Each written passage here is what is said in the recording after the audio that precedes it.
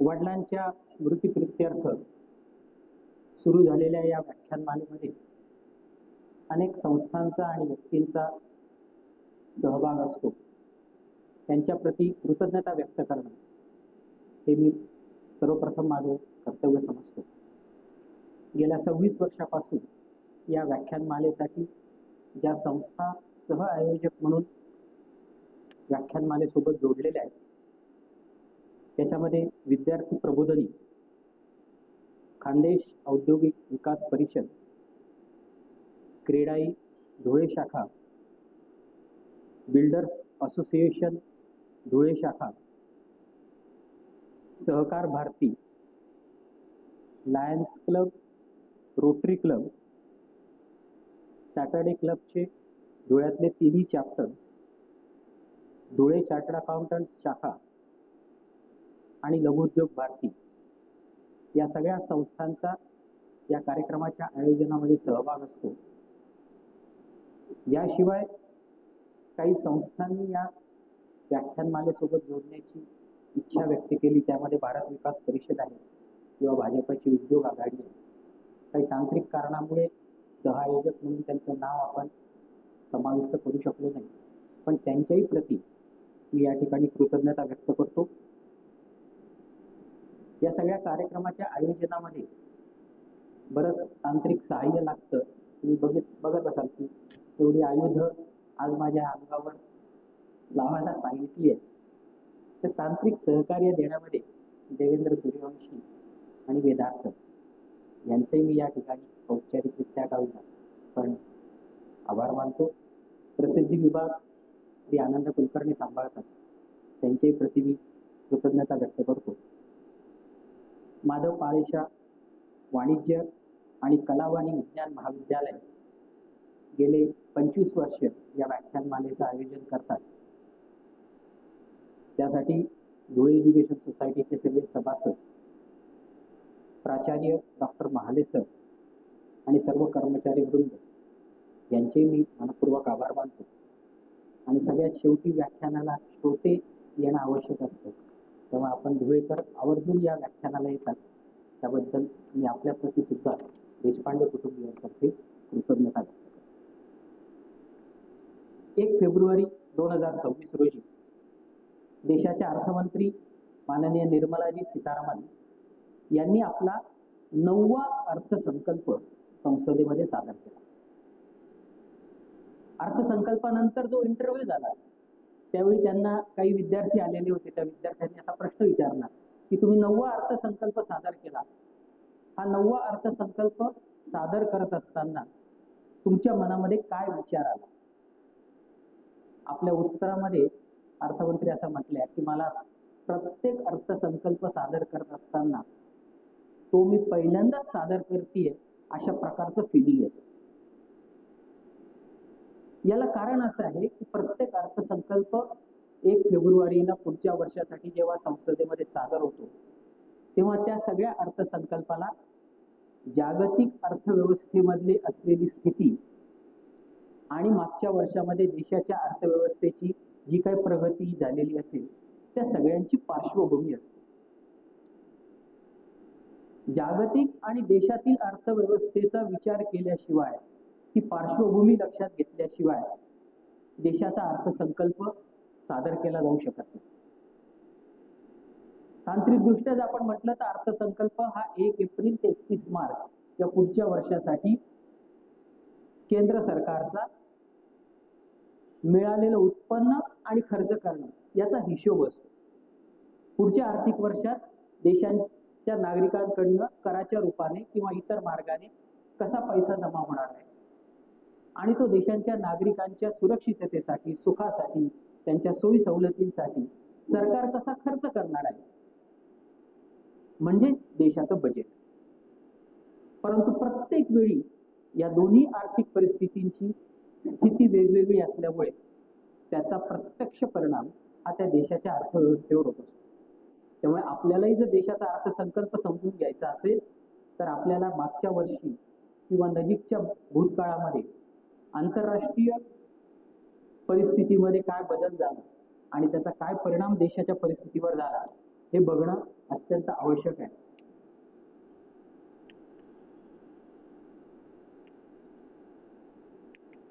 देशाची आर्थिक परिस्थिती आणि जागतिक आर्थिक परिस्थिती याविषयी आपण मागच्या पूर्ण वर्षभराचा विचार केला तर सगळ्यात मोठी गोष्ट जी घडली ती म्हणजे मागच्या 20 जानेवारीला अमेरिकेचे नवीन राष्ट्राध्यक्ष हे अधिकार पदावर रूढ झाले आणि त्यांनी त्यांच्या पद्धतीने अमेरिका फर्स्ट या धोरणाचा वापर करायला सुरुवात केली आणि त्यामुळे ग्लोबल ट्रेड टेन्शन्स आणि टेरिफ्स या दोन गोष्टींमध्ये म्हटलं तर थोडीशी आव्हानात्मक परिस्थिती निर्माण झाली. या सगळ्या परिस्थितीमध्ये जगाचा जीडीपी 2025 मध्ये वर्ल्ड बँकेचा अंदाज असा आहे की 2.3% वाढला, परंतु OECD organisation for economic cooperation and development या संस्थेचा अंदाज मात्र असा आहे की 2025 या कॅलेंडर इयरमध्ये जगाचा जीडीपी 3.2% इतका वाढला. या दोन्ही दरांमध्ये थोडासा जास्त फरक असल्यामुळे ते दोन्ही दर मी या ठिकाणी मुद्दावर नमूद करतो. परंतु तसं असलं तरी मागच्या वर्षीचा जागतिक अर्थव्यवस्थेच्या वाढीचा दर हा 2008 पासून सगळ्यात न्यूनतम पातळीवर आहे. किंबहुना 2008च्या आधी पॅन्डेमिक यायच्या आधी सुद्धा जगाच्या अर्थव्यवस्थेचा वाढीचा दर हा 3.7% होता. 3.7% हे पॅन्डेमिकच्या आधीचा ॲव्हरेज आहे आणि 2008 नंतरचा 2025चा आर्थिक वाढीचा वेग हा 2.3 किंवा 3.2 असेल. आपल्या सहज लक्षात येऊ शकतं की एका देशाचा राष्ट्राध्यक्ष बदलल्यामुळे जगाच्या अर्थव्यवस्थेच्या वाढीवर याचा काय परिणाम झाला. कॅनडा, मेक्सिको, चीन आणि युरोपियन युनियन या सगळ्यांवर अमेरिकेने आयात शुल्क वाढवलं. या चारच देशांची नावं मी या ठिकाणी अशासाठी घेतली की हे 4 देश किंवा हे देशाचा समूह हा अमेरिकेत निर्यात करणाऱ्या सगळ्यात मोठ्या देशांमध्ये. त्यामुळे साहजिकच यांच्या निर्यातीवर वाढीव आयात शुल्क दराचा फार मोठा परिणाम झाला आणि त्याच्या रिॲक्शनमध्ये जगामध्ये सगळीच ठिकाणी ही संकुचित किंवा आत्मसंरक्षित अशी वृत्ती उदयास आली. प्रत्येक देशाने स्वतःचा आर्थिक विकास, स्वतःची आर्थिक स्थिती, आर्थिक हितसंबंध सांभाळण्यासाठी प्रयत्न सुरू केले. त्याचा परिणाम असा झाला की ग्लोबल ट्रेड व्हॉल्यूम कमी झाले, जगाच्या जीडीपीचा रेट कमी झाला, व्यापार उद्दिम कमी झाला. आयात शुल्क वाढल्यामुळे ज्या देशांच्या निर्यातीवर आयात शुल्क वाढलं त्या देशांच्या वस्तूंच्या किमती वाढल्या, महागाई वाढली. जागतिक महागाईचा मागच्या वर्षीचा दर हा 4% पेक्षा जास्त आहे. अनेक देशांची निर्यात घडली, भारताची निर्यात कमी झाली. इन्व्हेस्टमेंटचं डायव्हर्जन झालं. पूर्वी ज्या ठिकाणी ज्या विकसनशील देशांमध्ये गुंतवणूक होत होती तिथली गुंतवणूक संपली आणि सगळी गुंतवणूक ही अमेरिकेसारख्या विकसित देशांमध्ये व्हायला सुरुवात झाली. त्यामुळे फॉरेन डायरेक्ट इन्व्हेस्टमेंटचा रोग हा संपूर्ण जगामध्ये कमी झाला. मार्केट व्होलॅटिलिटी वाढली. शेअर मार्केट असेल, कमोडिटी मार्केट असेल, ऑइल तेलाचा बाजार असेल, या सगळ्यांमध्ये अनिश्चितता वाढली. किमतींमध्ये फार मोठ्या प्रमाणावर बदल सुरू झाला. परंतु या सगळ्यांमध्ये आणखीन एक गोष्ट घडली की ज्याचा फारसा उल्लेख झाला नाही, तो म्हणजे अमेरिकेमध्ये आर्टिफिशियल इंटेलिजन्स कंपन्यांमधली गुंतवणूक फार मोठ्या प्रमाणावर वाढली. मागच्या 1.5-2 वर्षामध्ये आर्टिफिशियल इंटेलिजन्स या क्षेत्रात काम करणाऱ्या ज्या कंपन्या आहेत त्यांनी डाटा सेंटर आणि इन्फ्रास्ट्रक्चर यामध्ये फार मोठ्या प्रमाणावर गुंतवणूक केली आणि ती गुंतवणूक करण्यासाठी त्यांनी फार मोठ्या प्रमाणावर निधी सुद्धा बाजारात उपलब्ध केला. आणि म्हणून जरी जागतिक जीडीपी कमी झाला तरी बाजारातल्या विकसित देशातलं स्टॉक मार्केट मात्र वाढलं. अमेरिकेचा विचार केला S&P 500 हे मागच्या कॅलेंडर इयरमध्ये 16.4% वाढलं. नॅसडॅकचा कंपोजिट इंडेक्स ज्याच्यामध्ये टेक्निकल किंवा टेक AI कंपन्यांचं वेटेज जास्त आहे तो 20% पेक्षा जास्त दराने वाढला. सगळ्या कॅपिटल फ्लो हा अमेरिकेकडे वळला आणि अमेरिकेत आलेलं भांडवल हे आर्टिफिशियल इंटेलिजन्स कंपन्यांमध्ये इन्फ्रास्ट्रक्चरच्या उभारणीसाठी वापरलं. बजेट आल्यानंतर आणि त्याच्याही सुमारास जे काही मी वाचलं त्यामध्ये एका ठिकाणी असं म्हटलेलं होतं, आणि वॉरन बफेट किंवा रॉबर्ट कियोसाकी आपल्याला कित्येक महिने सांगतायत की हा जो काही बबल आहे एआयचा तो कधी ना कधी बस्ट होणार आहे. आणि आधी स्टॉक मार्केटमध्ये टेक्निकल बबल किंवा बाकीचे जे काही बबल फुटले आणि स्टॉक मार्केटमध्ये मोठी गिरावट झाली, तशी होण्याची शक्यता आहे. परिस्थिती निर्माण झाली आहे, असं होईल की नाही हे मला माहित नाही. दुसरी जी परिस्थिती 2025 सालामध्ये आपण जगात बघितली ती म्हणजे युद्ध. रशिया आणि युक्रेनचं वार आता पुढच्या महिन्यात 3ऱ्या वर्षामध्ये जाईल. मिडल ईस्टमध्ये इस्रायल, इराण, गाझा यांचंही युद्ध अजून संपूर्णपणे बंद झालेलं नाही. इराणला अमेरिकेने धमकी द्यायला सुरुवात केलेली आहे. लेटेस्ट बातम्या तुम्हाला माहिती आहे. इराणने त्याच्यावर प्रत्युत्तर म्हणून असं सांगितलेलं आहे की ती जी काही हॉर्मझची खाडी आहे, ज्या खाडीतनं जगाच्या एकूण तेल पुरवठ्याच्या 20% तेल पुरवठा होतो, ती खाडी आम्ही बंद करून टाकू.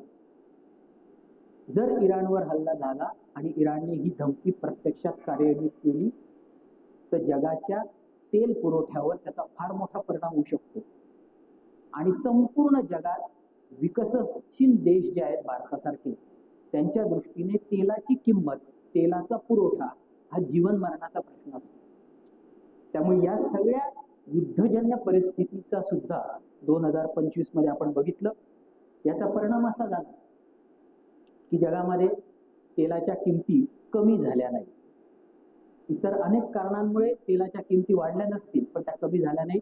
मगाशी मी म्हटल्याप्रमाणे जागतिक स्तरावर महागाईचा दर हा 4.2 ते 4.3 इतका राहिला की जो मागच्या अनेक वर्षाच्या ॲव्हरेज रेटपेक्षा जास्त आहे. सगळ्यात महत्त्वाचं म्हणजे सप्लाय चेन्स डिस्टर्ब झाल्या. जगामध्ये जो व्यापार चालतो आणि सगळ्या मालाचा पुरवठा होत असतो, मग तो समुद्र मार्गे होत असेल किंवा रस्त्याच्या मार्गे होत असेल, या सगळ्या पुरवठ्या साखळींमध्ये विस्कळीतपणा आला आणि त्यामुळे या पुरवठ्या साखळीमध्ये जे काही माल वाहतुकीचं भाडं आहे ते अनेक पटीने वाढलं, अनेक मोठ्या प्रमाणावर वाढलं. असं जरी जगात घडत असलं तरी याला प्रत्युत्तर म्हणून, याला प्रत्याव्याय म्हणून जगामध्ये नवीन ट्रेड ॲग्रीमेंट झाले, नवीन स्ट्रॅटेजिक पार्टनरशिप आल्या. अमेरिकेने ज्या देशांवर आयात शुल्क जास्त दराने आकारणी केली त्या देशांनी वेगवेगळ्या इतर देशांमध्ये बाजारपेठ शोधायला सुरुवात केली. त्या देशांनी आपापसामध्ये अनेक करार केले. पूर्ण जगामध्ये मागच्या वर्षी अशा अनेक पार्टनरशिप आणि फ्री ट्रेड ॲग्रीमेंट झाले. भारताने सुद्धा केवळ 2025 मध्ये केलेल्या ट्रेड ॲग्रीमेंटची ही यादी आहे. जुलै 2024 मध्ये comprehensive economic and trade agreement झाला आपलं युनायटेड किंगडम सोबत. त्यानंतर trade and economic partnership agreement झालं आपलं आइसलँड, नॉर्वे, स्वित्झर्लंड सारख्या देशांसोबत. कॉम्प्रेहेन्सिव्ह इकॉनॉमिक पार्टनरशिप ॲग्रीमेंट झालं ओमान सोबत. ओमान हा आपल्या आंतरराष्ट्रीय व्यापारातला 3ऱ्या क्रमांकाचा मोठा भागीदार आहे. त्यामुळे त्यांच्याशी सुद्धा आपलं ॲग्रीमेंट झालं.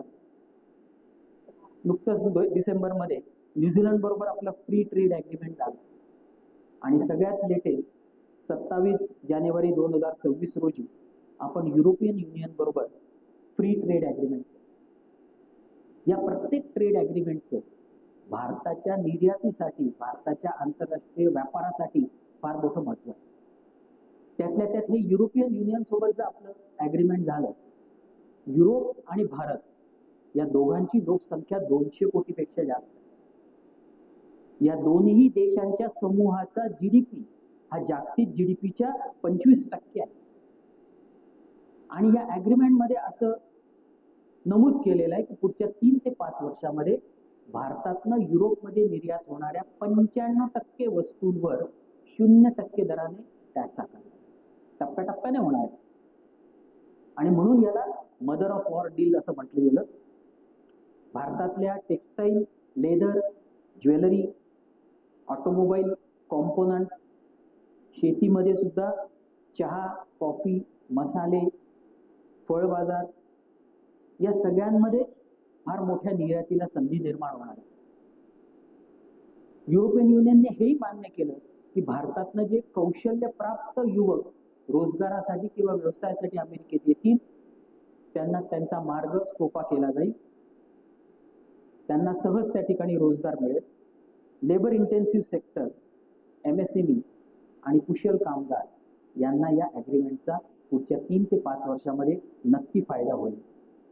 आणि विशेष म्हणजे दूध, धान्य आणि पोल्ट्री हे 3 सेक्शन या ॲग्रीमेंट्समधनं वगळलेले आहेत. कारण या 3 सेक्शनमध्ये आपल्या इथल्या शेतकऱ्यांचं आणि कृषी क्षेत्राचं संरक्षण करणं, त्यांच्या आर्थिक हितसंबंधांचं संरक्षण करणं हे सरकारने त्या ठिकाणी महत्त्वाचं मानलं. अशी ॲग्रीमेंट्स जगामध्ये सगळीकडे झाली. ब्रिटन आणि साऊथ कोरियामध्ये फार चांगलं ॲग्रीमेंट झालं. इंडोनेशियाचं युरोपशी ॲग्रीमेंट झालं. आपण मागे वाचलं असेल की चायनामध्ये तर जगातल्या प्रत्येक महत्त्वाच्या देशाचा राष्ट्राध्यक्ष गेल्या 2-3 महिन्यामध्ये भेट देऊन गेला. त्यांचा सगळ्यांचा चायनाशी, चीनशी काहीतरी ॲग्रीमेंट झालेला असेल. ह्या सगळ्या ॲग्रीमेंट्स प्रतिक्रिया ही अमेरिकेने या सगळ्या देशांवर जास्तीच्या दराने लावलेल्या आयात शुल्काला उत्तर म्हणून, प्रत्युत्तर म्हणून होते. याचा काय फायदा झाला? अमेरिकेच्या आयात शुल्कामुळे जो काही व्यापार घटला होता तो वाढीला लागला. वाढीला लागण्याची शक्यता निर्माण झाली. नवीन बाजारपेठा शोधल्या गेल्या. भारतातली जेम अँड ज्वेलरी ही फार मोठी निर्यात करणारी इंडस्ट्री आहे. त्यांच्या असोसिएशनच्या प्रमुखाची एक छोटीशी मुलाखत मी ऐकली. त्यांनी असं सांगितलं की आमचा 80% निर्यात ही अमेरिकेला होती आणि अमेरिकेने सगळ्यात जास्त 50% आयात शुल्क हे जेम्स अँड ज्वेलरीवर टाकलं. तेव्हा आम्ही अमेरिकेच्या व्यतिरिक्त जपान किंवा आफ्रिका या देशांमध्ये नवीन बाजारपेठ शोधल्या आणि त्या बाजारपेठ शोधून तिथं माल विक्री करण्यासाठी, बाजारपेठामध्ये प्रवेश करण्यासाठी आम्ही प्रयत्न केले. त्यांना चांगलं यश पण आलं. त्यामुळे अशी नवीन मार्केट शोधली गेली, बाजारपेठा शोधल्या गेल्या. काही ठिकाणी अपॉर्च्युनिटीज निर्माण झाल्या की ज्या पूर्वी माहीत नव्हत्या. काही भौगोलिक क्षेत्र असेल, उदाहरणार्थ आफ्रिका आहे, जपान आहे, या देशांमध्ये न्यूझीलंड, ऑस्ट्रेलिया आहे, या देशांमधल्या बाजारपेठांमध्ये नवीन संधी निर्माण झाल्या. काही ट्रेडमध्ये, व्यापारांमध्ये नवीन संधी आपल्याला सापडल्या. टेक्स्टाईल असेल, इंजिनिअरिंग गुड्स असतील, सर्व्हिसेस आहेत, या क्षेत्रांमध्ये आपल्याला नवीन संधी निर्माण झाल्या. त्याचप्रमाणे ज्या ॲडव्हान्स इकॉनॉमीज आहेत, युरोप असेल, जपान असेल, जर्मनी असेल, या सगळ्यांनी आपली गुंतवणूक अमेरिकेच्या व्यतिरिक्त इतर देशांमध्ये करण्यासाठी मान्यता दिली. तसा त्यांनी विचार सुरू केला. त्याचाही फायदा होईल. आणि शेवटी सप्लाय चेन आणि न्यू ट्रेड रिफॉर्म्स याचाही उदय झाला.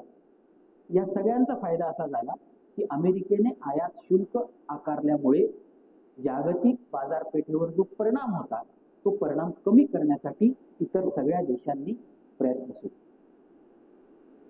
हे सगळं 2025 मध्ये घडलं. त्यामुळे साहजिकच आपला असा समज होऊ शकतो की ही जी काही सगळी विस्कळीता, डिस्टर्बन्सेस हे सगळे झाले ते केवळ अमेरिकेमध्ये राष्ट्राध्यक्ष बदलल्यामुळे झाले. तसं नाही आहे. या सगळ्या गोष्टींची सुरुवात 2025 मध्ये झालेली नाही. या सगळ्या गोष्टींची सुरुवात 2008 मध्ये झाली.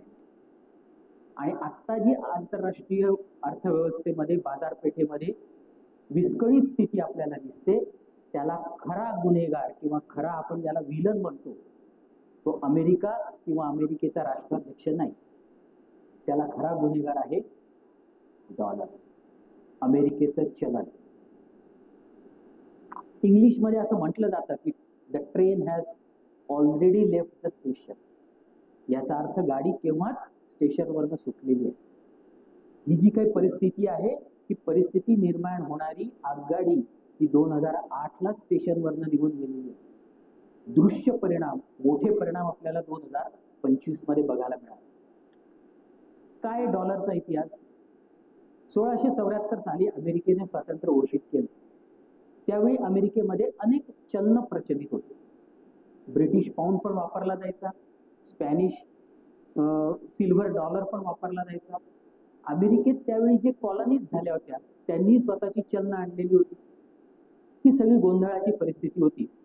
1792 साली अमेरिकेने कॉइनेज ऍक्ट मंजूर केला आणि या कॉइनेज ऍक्ट नुसार डॉलरचा जन्म झाला. आणि डॉलर हे चलन सोनं आणि चांदीच्या भावाशी निगडीत केलं गेलं, की सोनं आणि चांदीचा भाव हा त्या डॉलरचं मूल्य म्हणून निश्चित झाला. अमेरिकेने स्वतःची टांगसाळ याच वर्षी स्थापन केली आणि डॉलरचं प्रिंटिंग सुरू केलं. परंतु अमेरिकन डॉलर हा ग्लोबल करन्सी कधीपासून झाला? 19व्या शतकात अमेरिकेमध्ये सिव्हिल वॉर झाला. अमेरिकेमध्ये जो विस्कळीतपणा होता तो त्या सिव्हिल वॉरमुळे नंतर अमेरिकेचे सगळे स्टेट्स एकत्र झाले आणि 19व्या शतकात अमेरिकेमध्ये फार मोठ्या वेगाने औद्योगिकरण झालं.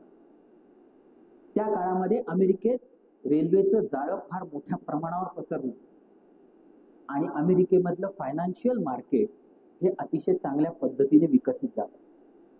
या 3 गोष्टींचा परिणाम असा झाला की 20वं शतक सुरू होण्यापर्यंत अमेरिकेचा डॉलर हे चलन हे जगातलं एक स्थिर सक्षम चलन म्हणून स्थापित झालं. जागतिक चलन झालेलं नव्हतं. तोपर्यंत ब्रिटिश पाऊंड हाच जगाचं चलन होतं. पण 20व्या शतकाच्या दुसऱ्या दशकामध्ये पहिलं महायुद्ध झालं, जागतिक महायुद्ध झालं.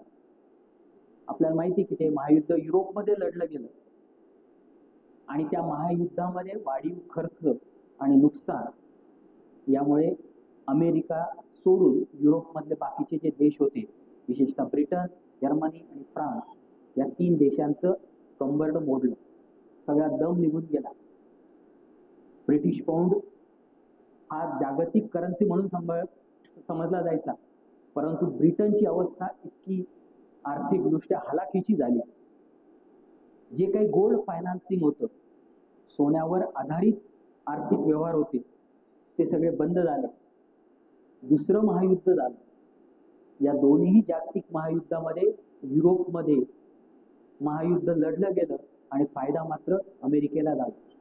अमेरिकेची सगळी शस्त्रास्त्र की त्याने युरोपमधल्या या दोन्ही महायुद्धामध्ये विकली आणि दुसऱ्या महायुद्धानंतर परिस्थिती अशी झाली की अमेरिका हा जगातला सगळ्यात मोठा सावकार झाला. अमेरिकेचं चलन हे दुसऱ्या महायुद्धानंतर जागतिक चलन म्हणून समजलं गेलं.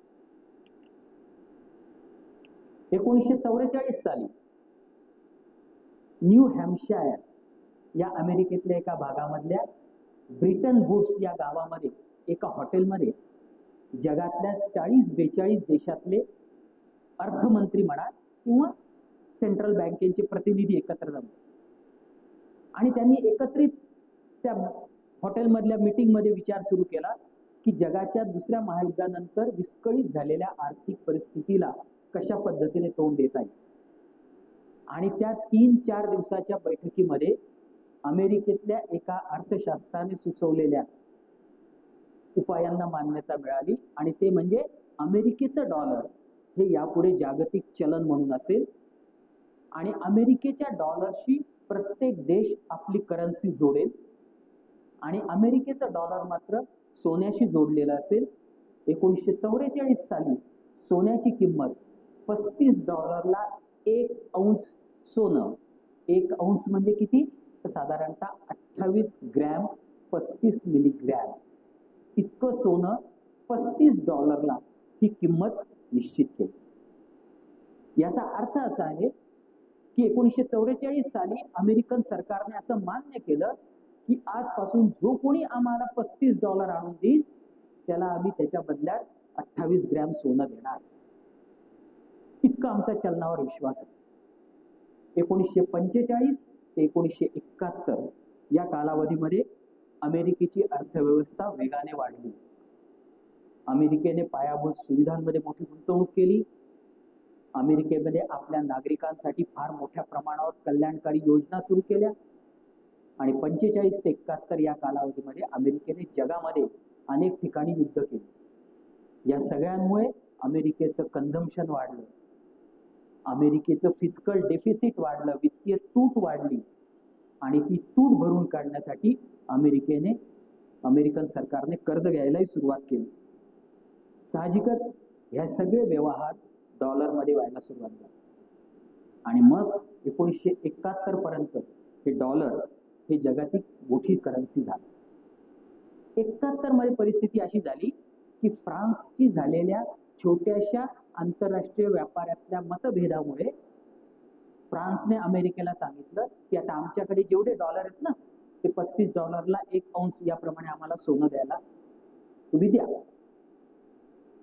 45 ते 71 या कालावधीमध्ये डॉलरची प्रिंटिंग जास्त झालं, डॉलरचा पुरवठा जास्त झाला.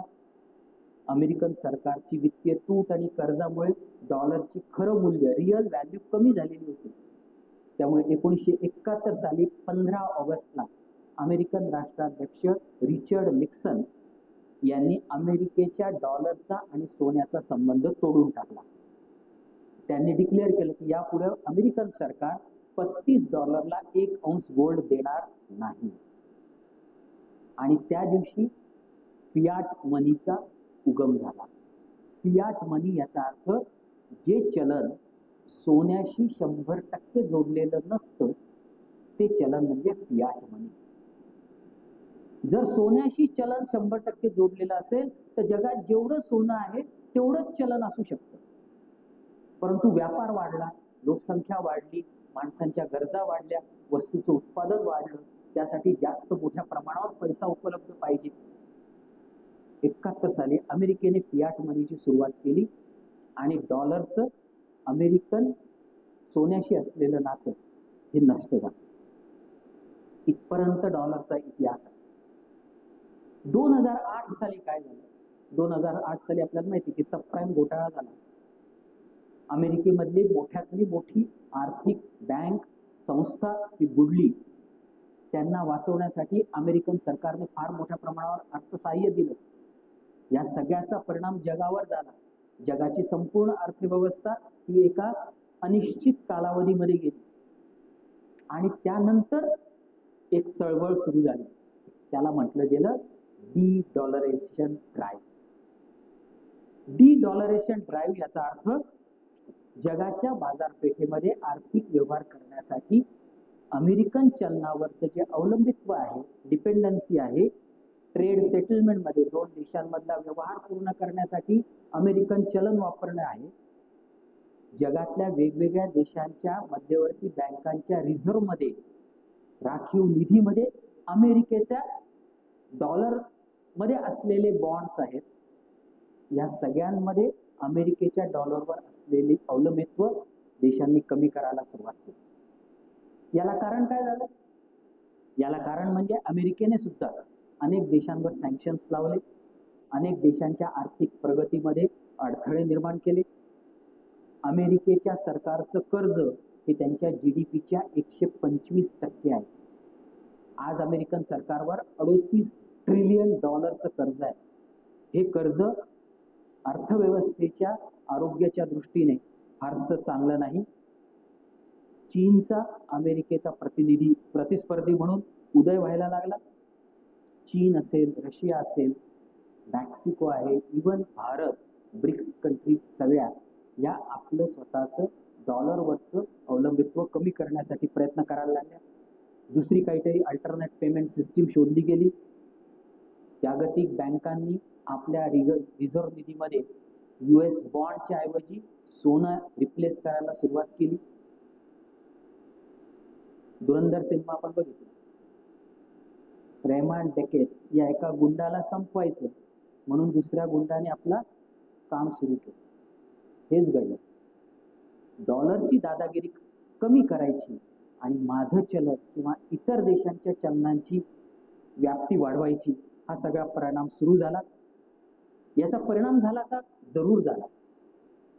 जगातल्या मध्यवर्ती बँकांच्या राखीव निधीमध्ये डॉलरचं प्रमाण 2000 साली 71% होतं. ते 2025 साली 58% झालं. त्यामुळे डॉलरच्या दादागिरीला उत्तर द्यायला जगातले अनेक देश तयार झाले आणि इथं खरं अमेरिकेचं दुखणं. अमेरिका आता जो काही प्रयत्न करत आहे तो त्यांच्या चलनाची महत्व कायम टिकावं म्हणून करत आहे. आणि त्याला जे कोणी विरोध करत आहेत त्या सगळ्या देशांवर आयात शुल्काच्या मदतीने आर्थिक निर्बंध टाकण्याचा अमेरिकेचा प्रयत्न. आता हे सगळं युद्ध हे संपणार आहे का? नाही संपणार.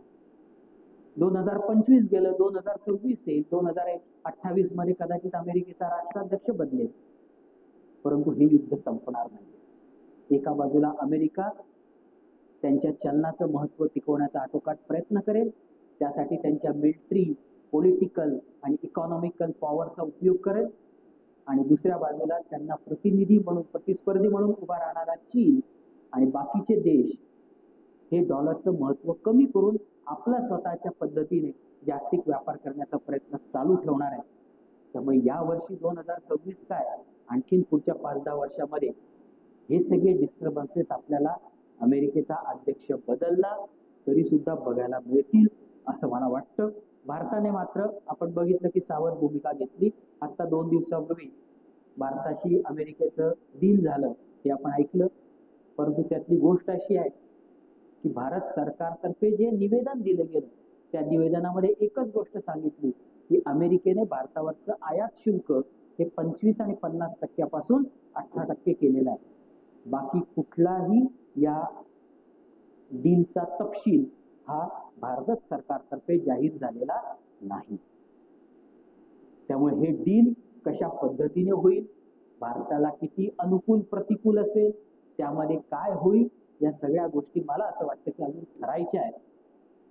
भारताचं युरोपियन युनियनशी झालेलं डील याचं अमेरिकेवर प्रेशर आलं आणि म्हणून अमेरिकेने आम्ही तुमचे आयात शुल्क कमी करतो, परंतु तुमचं आमच्याशी डील झालं असं किमान तुम्ही जाहीर करा, मान्य करा, बाकीच्या गोष्टी आपण नंतर करू, अशा पद्धतीने या डीलची घोषणा झाली असावी असं मला वाटतं.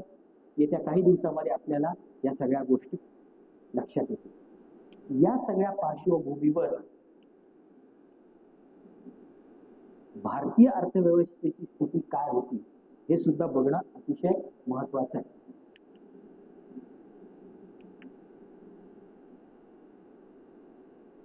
अमेरिकेच्या आयात शुल्काचा भारतीय अर्थव्यवस्थेवर परिणाम झाला का? जरूर झाला. तुम्हाला आठवत असेल 1 ऑगस्ट 2025 पासून अमेरिकेने भारताच्या आयातीवर 50% शुल्क आकारलं. 1 ऑगस्ट 2025 पासून भारतातनं अमेरिकेत होणारी निर्यात 28% कमी झाली. 2025 मध्ये 24-25 या वर्षामध्ये आपल्या देशाची अमेरिकेतली निर्यात ही $86 बिलियन होती. मागच्या वर्षी 2025-26 या वर्षात मार्च पर्यंत ती $60 बिलियन होईल. $86 बिलियन वरनं $60 बिलियन. त्यामुळे भारताच्या निर्यातीवर अमेरिकेच्या आयात शुल्काचा जरूर परिणाम झाला. विशेषतः textile, garment, James, jewellery, marine products, engineering, automobile components या सगळ्या क्षेत्रांमधली निर्यात घटली. या क्षेत्रांमध्ये ज्या काही कंपन्या, उद्योग कार्यरत होते त्यांच्या सगळ्यांवर याचा विपरीत परिणाम झाला. तरी सुद्धा देशाची जीडीपी ग्रोथ ही 2025-26 या वर्षात रिझर्व्ह बँकेच्या अंदाजानुसार 7.3% आहे. इंटरनॅशनल मॉनिटरी फंडाने केलेल्या अंदाजानुसार ती किमान 6.6%. चालू आर्थिक वर्षात आपल्या देशाची अर्थव्यवस्था दोघांचा मध्य काढला तर साधारणतः 7% इतक्या दराने वाढेल. 2024-25 मध्ये मागच्या वर्षी ती 5.5% होती. 2023-24 मध्ये ती 9.2% होती. याला कारण त्याच्या आधीच्या वर्षाचा बेस कमी होता. कोविड नंतरचं पूर्ण कंप्लीट इयर असल्यामुळे बेस कमी असल्यामुळे ती 9.2% दिसतीये. जीडीपी मध्ये वाढ झाली म्हणजे काय झालं? कुठल्याही देशाचा जीडीपी हा 4 घटकांनी बनलेला असतो. 1 एप्रिल ते 31 मार्च या वर्षभरामध्ये त्या देशामध्ये जेवढी काही माल आणि सुविधा, सोयी सवलती, सेवा विकल्या गेल्या त्याला म्हणतात जीडीपी. थोडक्यात म्हणजे तो देशाचा त्या 12 महिन्याचा टर्नओव्हर असतो. या टर्नओव्हरचे 4 भाग असतात. एक प्रायव्हेट कन्झम्पशन, तुम्ही आम्ही आपल्या दैनंदिन जीवनामध्ये ज्या काही वस्तू सेवा खरेदी करतो त्याचं सगळ्यांचं एकत्रित मूल्य प्रायव्हेट कन्झम्पशन आपल्या देशामध्ये एकूण जीडीपीच्या 61% हा भारतीय नागरिकांच्या उपभोग खर्चाचा हिस्सा आहे. दुसरा घटक असतो खाजगी गुंतवणूक. खाजगी व्यवसाय, उद्योगधंदे, कंपन्या या जी भांडवली गुंतवणूक करतात ती गुंतवणूक हा जीडीपीचा दुसरा हिस्सा असतो. आपल्या देशामध्ये खाजगी गुंतवणुकीचा हिस्सा एकूण जीडीपी मध्ये 31% 32% आहे. 61% अधिक 32%. जीडीपीचा तिसरा घटक असतो सरकारचा खर्च. बजेटमध्ये सरकार जे काही आपल्याला आकडे देतं तो जो सरकारचा खर्च असतो तो जीडीपीचा तिसरा हिस्सा आहे. आपल्या देशामध्ये गव्हर्नमेंट एक्सपेंडिचर हा टोटल जीडीपीच्या साधारणतः 10% आहे. आणि जीडीपीचा चौथा हिस्सा असतो निर्यात आणि आयात यामधला फरक, म्हणजे निर्यात वजा आयात. आपल्या देशामध्ये निर्यात कमी आहे, आयात जास्त आहे.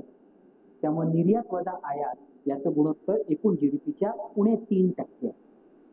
त्यामुळे 61%, 32%, 93, 93 अधिक 10, 103, 3, 100% असं जीडीपी आहे.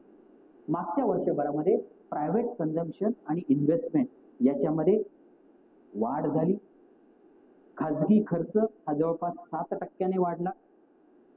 आपण सगळ्यांनी केलेला खर्च मागच्या वर्षी जर जास्त वाढला असेल तर त्याची कारण काय असतील? सहज ध्यानात येणारं कारण म्हणजे आपलं उत्पन्न वाढलं. उत्पन्न वाढल्यामुळे आपण खर्च करू शकतो. दुसरी गोष्ट महागाई कमी झाली. महागाई कमी झाल्यामुळे लोकांच्या खिशामध्ये जास्त पैसे शिल्लक राहिले. याचाच अर्थ रोजगार वाढलेला आहे, व्यापार वाढलेला आहे, उद्योगधंदे वाढलेले आहेत. इव्हन कृषी क्षेत्रामध्ये सुद्धा मागच्या वर्षी चांगली वाढ झाली. या सगळ्या कारणांमुळे प्रायव्हेट कन्झम्पशन वाढलं. प्रायव्हेट इन्व्हेस्टमेंट पण वाढली. याला कारण असं आहे कुठलाही उद्योजक गुंतवणूक करतो की भविष्यातल्या उत्पन्न वाढीसाठी करतो. याचा अर्थ मागच्या वर्षभरामध्ये देशातल्या उद्योजकांना असं वाटायला लागलं की पुढच्या 2-5 वर्षामध्ये आपल्याला उद्योगाच्या चांगल्या संधी आहेत आणि म्हणून त्यांनी गुंतवणूक वाढली. या दोन्ही गोष्टींचा फायदा, उपयोग किंवा परिणाम असा झाला की देशाचा जीडीपी हा यावर्षी 7% दराने वाढेल असा अंदाज आहे. ह्याला 3 गोष्टी कारणीभूत झाल्या, त्याचा थोडक्यात मी उल्लेख करतो. पहिली गोष्ट म्हणजे इन्फ्लेशन, महागाई. आपण ऐकलं असेल की डिसेंबर 2025 मध्ये आपल्या देशामध्ये रिटेल इन्फ्लेशनचा रेट हा 1.3% इतका झाला. त्याच्या आधीच्या काही महिन्यांमध्ये तो 2% आसपास होता आणि मार्च 2026 पर्यंत सरकारचा, रिझर्व्ह बँकेचा असा अंदाज आहे की महागाईचा दर हा 3% जाईल. महागाई कमी झाली याला कारण असं आहे की फूड प्राइसेस डाऊन. कृषी क्षेत्रामध्ये जो काही माल निर्माण झाला त्याच्या किमती कमी आहेत. सोनं आणि तेल बाजूला केलं तर उरलेल्या सगळ्या गोष्टींच्या किमती सुद्धा या कमी राहिल्या. एनर्जी कॉस्ट कमी राहिली. आणि सगळ्यात मुख्य गोष्ट म्हणजे यावरचं इन्फ्लेशन हे सप्लाय साईडच्या कारणांमुळे डाऊन झालं. महागाईवर परिणाम करणारे 2 घटक असतात, मागणी आणि पुरवठा. मागणी वाढली आणि पुरवठा इतका वाढला नाही तर महागाई वाढते. मागणीच कमी झाली, पुरवठा तेवढाच राहिला तर महागाई कमी होते. तिसरं कारण असं आहे की मागणी वाढली पण मागणीपेक्षा पुरवठा जास्त वेगाने वाढला तरी सुद्धा महागाई कमी होते. जर आपलं जीडीपी मधलं प्रायव्हेट कन्झम्पशन 7% ने वाढलं असेल याचा अर्थ वस्तूंची मागणी वाढली आणि तरी महागाई कमी झाली. याला कारण असं आहे की पुरवठा जास्त प्रमाणावर झाला. हा पुरवठा जास्त प्रमाणावर व्हायचं कारण काय? तो उद्योगधंद्यांमध्ये मागच्या 2-4 वर्षामध्ये जी वापरात नसलेली उत्पादक क्षमता होती तिचा वापर सुरू झाला. उत्पादन वाढलं, शेतीचं उत्पादन वाढलं. पायाभूत सुविधांमुळे वस्तूंची जी काही वाहतूक होती ती कमी खर्चिक आणि सहज सुलभ झाली.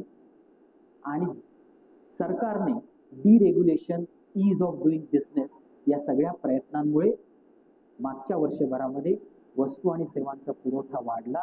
त्यामुळे मागणी वाढली तरी सुद्धा महागाई कमी झाली. दुसरं कारण आहे फिस्कल पॉलिसी. सरकारचं जे आर्थिक धोरण असतं त्याला फिस्कल पॉलिसी असं म्हणतात. मागच्या वर्षी सरकारने काय केलं आपल्या सगळ्यांना माहिती आहे की मागच्या वर्षीच्या बजेटमध्ये 12 लाख रुपयापर्यंतच्या उत्पन्नावरचा इन्कम टॅक्स काढून टाकला. याचा अर्थ किमान प्रत्येक करदात्याच्या हातात किमान 75,000 रुपये हे खर्च करण्यासाठी उपलब्ध झाले. मागच्या बजेटमध्ये इन्फ्रास्ट्रक्चर, स्मॉल आणि मीडियम इंडस्ट्री, हेल्थकेअर, टुरिझम या सगळ्या सेक्शनसाठी, या सगळ्या विभागांसाठी जास्तीची तरतूद केली गेली. Textile, gems and jewellery, MSME यांना वित्त पुरवठा वाढला गेला. सप्टेंबर 2025 मध्ये GSTचे रेट कमी झाले, त्यामुळे मालाच्या वस्तूंच्या किमती कमी झाल्या, कन्झम्पशन वाढलं. या सगळ्या कारणांमुळे, सरकारच्या या सगळ्या आर्थिक धोरणांमुळे जी काही GDP मधली प्रगती आपण बघतोय ती सहज साध्य झाली.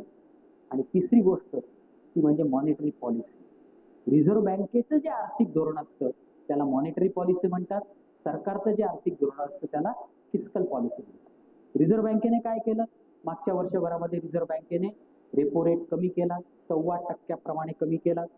बँकांचा CRR सुद्धा 1% कमी केला. बँकांनी CRR कमी केला, याचा अर्थ बँकांनी सरकारच्या सिक्युरिटीजमध्ये, बॉन्ड्समध्ये असलेली गुंतवणूक कमी करायची, म्हणजे तेवढा पैसा बँकांना कर्ज वाटप करण्यासाठी उपलब्ध झाला.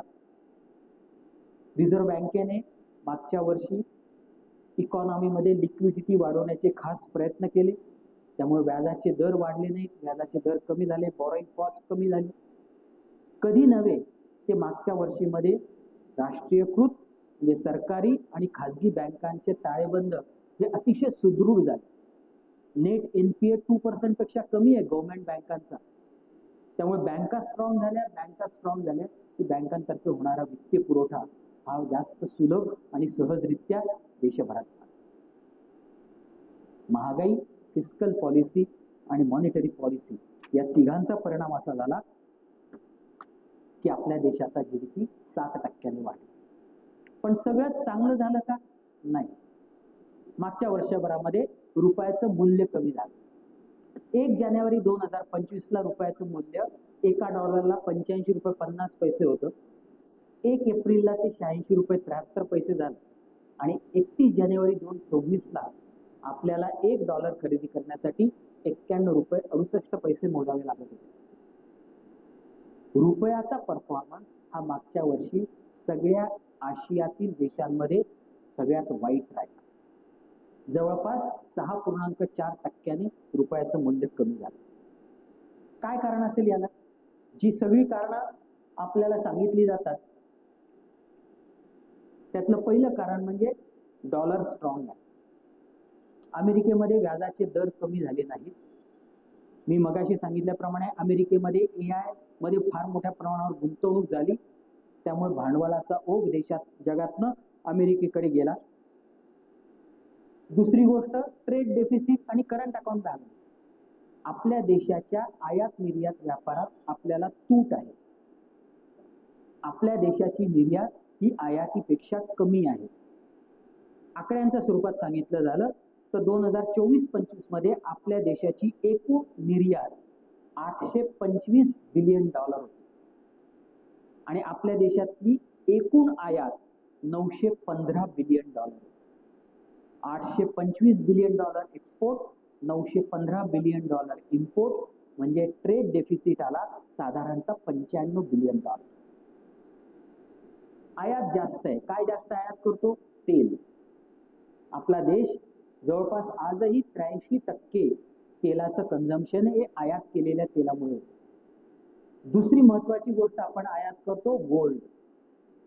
अजूनही आपल्या देशांमधल्या नागरिकांचं सोन्याचं प्रेम कमी झालेलं नाही, त्यामुळे सोनं साठवून ठेवण्यासाठी, मी खपत म्हणत नाही कारण ते खर्च होतच नाही, साठवून ठेवण्यासाठी आपण जगातून मोठ्या प्रमाणावर तेल आयात करतो. आणि म्हणून आपल्याला $95 बिलियन हा ट्रेड डेफिसिट आहे, व्यापारी तूट आहे. मग ही कशी भरून निघते? तर आपले जे काही नातेवाईक परदेशात आहे ते आपल्या इथल्या नातेवाईकांना पैसे पाठवतात किंवा परकीय कंपन्या आपल्या इथल्या उद्योगधंद्यामध्ये गुंतवणूक करतात, ज्याला आपण फॉरेन डायरेक्ट इन्व्हेस्टमेंट FDI असं म्हणतो.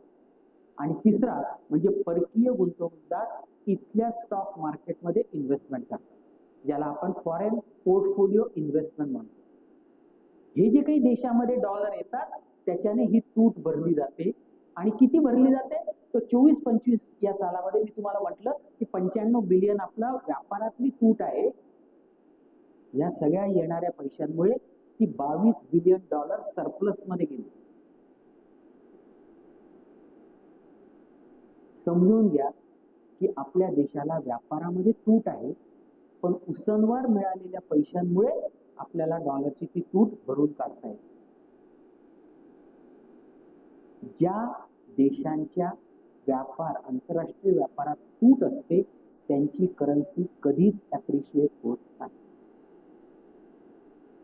किंबहुना जगामध्ये ज्या देशांची करन्सी अप्रिशिएट झाली त्या सगळ्या देशांचं ट्रेड सरप्लस आहे, व्यापारी सरप्लस आहे. मग ते जर्मनी असेल, जपान असेल, कोरिया असेल, तैवान असेल, व्हिएतनाम असेल, या सगळ्या देशांना आंतरराष्ट्रीय व्यापारामध्ये सरप्लस आहे, म्हणून त्यांची करन्सी टिकलेली आहे. याचा स्पष्ट अर्थ असा आहे की जोपर्यंत आपल्याला आंतरराष्ट्रीय व्यापारात तूट आहे आणि ती तूट आपल्या देशामध्ये एफडीआय किंवा स्टॉक मार्केटमध्ये येणाऱ्या डॉलरमुळे भरली जाण्याची परिस्थिती आहे, तोपर्यंत भारताची करन्सी स्ट्रॉंग होण्याची शक्यता नाही. आणि ह्यामध्ये स्टॉक मार्केटमध्ये जी काही गुंतवणूक होते ती अतिशय अनिश्चित स्वरूपाची असते. मागच्या वर्षामध्ये 1.6 लाख करोड रुपये इतकी गुंतवणूक भारतीय भांडवली बाजारातनं परकीय गुंतवणूकदारांनी परत नेली. 3,900 billion dollars net FDI outflow आहे आपला. याचा परिणाम म्हणून डॉलरच्या तुलनेने रुपया कमी होतो. आणि ही परिस्थिती मागच्या वर्षी जास्त तीव्रतेने समोर आली. म्हणून अन्यथा आपण जेव्हा स्वातंत्र्य मिळालं तेव्हा 2 रुपयाला 1 डॉलर होता. 2 रुपयाला 1 डॉलर होता. डॉलरचं मूल्य कमी झालं, पण भारताला आज मात्र 92 रुपये मोजावे लागतात एका डॉलरसाठी. डॉलर काही फक्त मागच्या वर्षी घटलेला नाही, डॉलर स्वातंत्र्यानंतर सातत्याने घटत आलेला आहे. आणि याला मुख्य कारण आपला ट्रेड डेफिसिट आहे, आंतरराष्ट्रीय व्यापारातली तूट आहे. त्याचा परिणाम काय होईल बघू.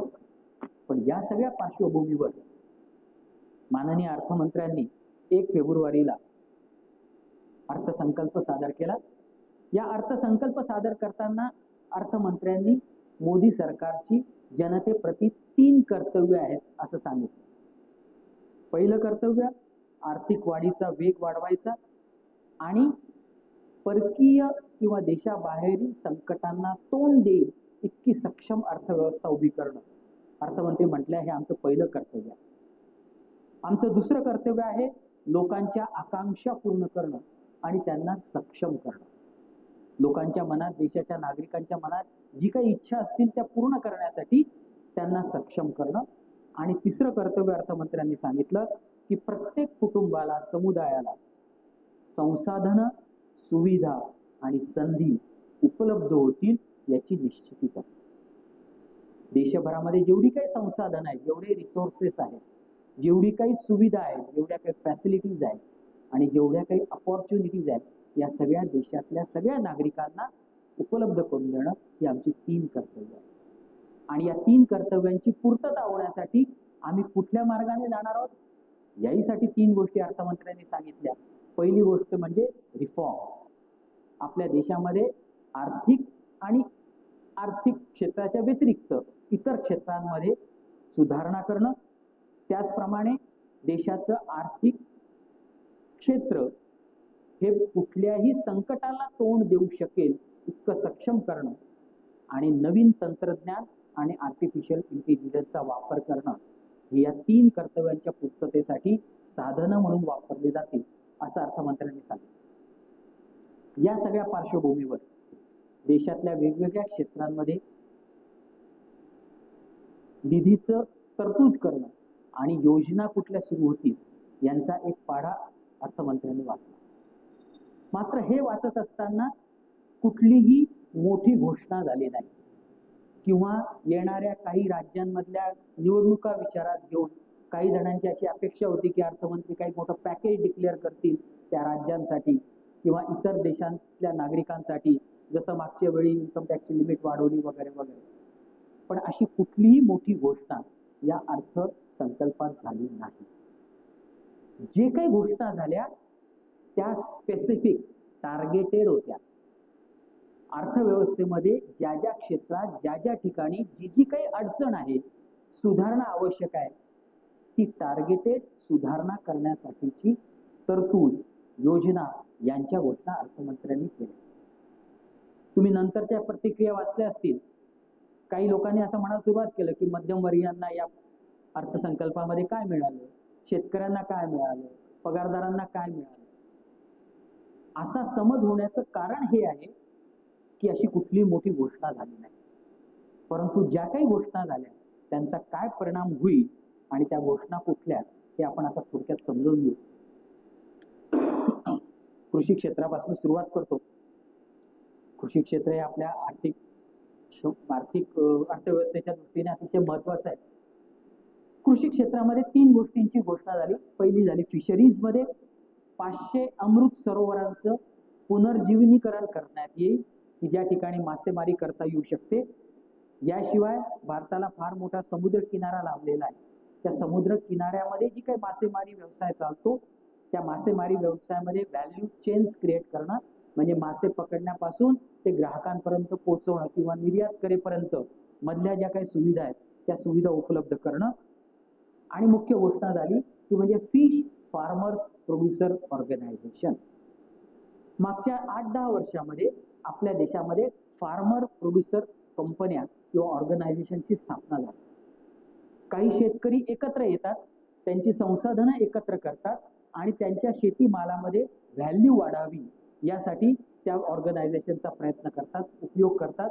सरकार त्यासाठी काही सुविधा, कर्ज, अनुदान देते.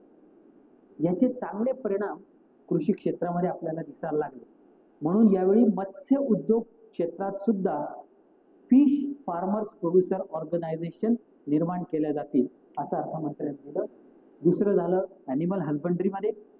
या ठिकाणी एंटरप्रिनरशिप डेव्हलपमेंट, पशुपालनामध्ये जे काही शेतकरी कार्यरत आहेत त्यांना उद्योजक बनवणं, त्यांना कर्जावर आधारित अनुदान देणं, त्यांच्या मालासाठी संपूर्ण व्हॅल्यू चेन उपलब्ध करणं आणि पुन्हा एकदा लाईव्हस्टॉक फार्मर्स प्रोड्युसर ऑर्गनायझेशन तयार करणं, ही पण घोषणा अर्थमंत्र्यांनी केली.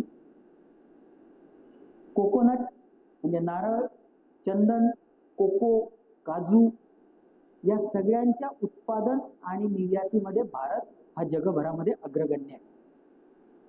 आणि हे सगळे हाय व्हॅल्यू क्रॉप्स आहेत. यांच्याकडे येत्या काही दिवसामध्ये, काही वर्षामध्ये लक्ष दिलं जाईल. यांचं उत्पन्न वाढवणं, उत्पादकता वाढवणं, प्रक्रियेच्या सुविधा निर्माण करणं आणि या सगळ्यांची निर्यात जगभरामध्ये होईल यासाठी त्यांचं मार्केट लिंकिंग करणं, या सगळ्यांचा उल्लेख अर्थमंत्र्यांनी केला. चौथी घोषणा केली भारत विस्तारा. कृषी क्षेत्रासाठी आज एक ऍप आहे, त्या ऍपचं नाव आहे ॲग्रीस्टॅक पोर्टल. मिनिस्ट्री ऑफ ॲग्रिकल्चरचं हे पोर्टल आहे ज्या ठिकाणी फार्मरचं रजिस्ट्रेशन होतं वगैरे वगैरे. आणि Indian council of agriculture research नावाची संस्था आहे जी भारतात कृषी क्षेत्रामध्ये संशोधन करते. कुठलं पीक कुठल्या परिस्थितीमध्ये येईल, त्याच्यावर कुठल्या प्रकारचे औषधं कशी मारायची वगैरे वगैरे संशोधन करतं. आणि तिसरी गोष्ट आहे AI, आर्टिफिशियल इंटेलिजन्स. अर्थमंत्री असं म्हटलं की या तिघांचं आम्ही एकत्रीकरण करू आणि एक असा प्लॅटफॉर्म शेतकऱ्याला उपलब्ध करून देईल की त्याच्या पिकाच्या नियोजनापासून ते बाजारात विक्रीपर्यंत कृत्रिम बुद्धिमत्तेच्या आधारे आम्ही त्याला या सगळ्या संबंधीची माहिती उपलब्ध करून देऊ. अर्थसंकल्पामध्ये कृषी क्षेत्रासंबंधी इतक्याच तरतुदी झाल्या, याचा अर्थ इतर कुठल्या गोष्टींची काही तरतूद झाली नाही असं नाही.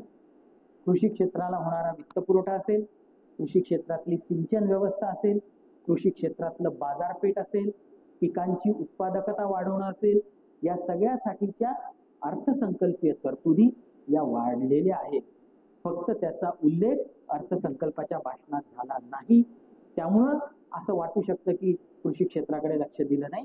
प्रत्यक्षात अर्थसंकल्पाचे बाकीचे डॉक्युमेंट वाचले तर या कृषी क्षेत्रासंबंधीच्या सगळ्या तरतुदींमध्ये अर्थमंत्र्यांनी वाढ केली. एज्युकेशन आणि स्किलिंग, किंबहुना हा अर्थसंकल्प हा युवकांना रोजगारक्षम करण्यासाठी अत्यंत महत्वाचा अर्थसंकल्प आहे असं मला वाटतं, कारण त्या संबंधीच्या सगळ्यात जास्त घोषणा या अर्थसंकल्पामध्ये झाल्या. पहिली घोषणा झाली education to employment and enterprise या विषयाचा अभ्यास करण्यासाठी एक कमिटी नेमली जाईल आणि ही कमिटी येणाऱ्या काळामध्ये युवकांना रोजगार कुठल्या क्षेत्रामध्ये उपलब्ध होतील, कुठलं क्षेत्र अधिक वाढणार आहे, कुठली नवीन तंत्रज्ञान आर्टिफिशियल इंटेलिजन्स याचा वापर करून भविष्यात निर्माण होणारे रोजगार कोणते असतील या संबंधी सरकारला सूचना करेल, जेणेकरून सरकार त्या क्षेत्रामध्ये रोजगार निर्माण करेल.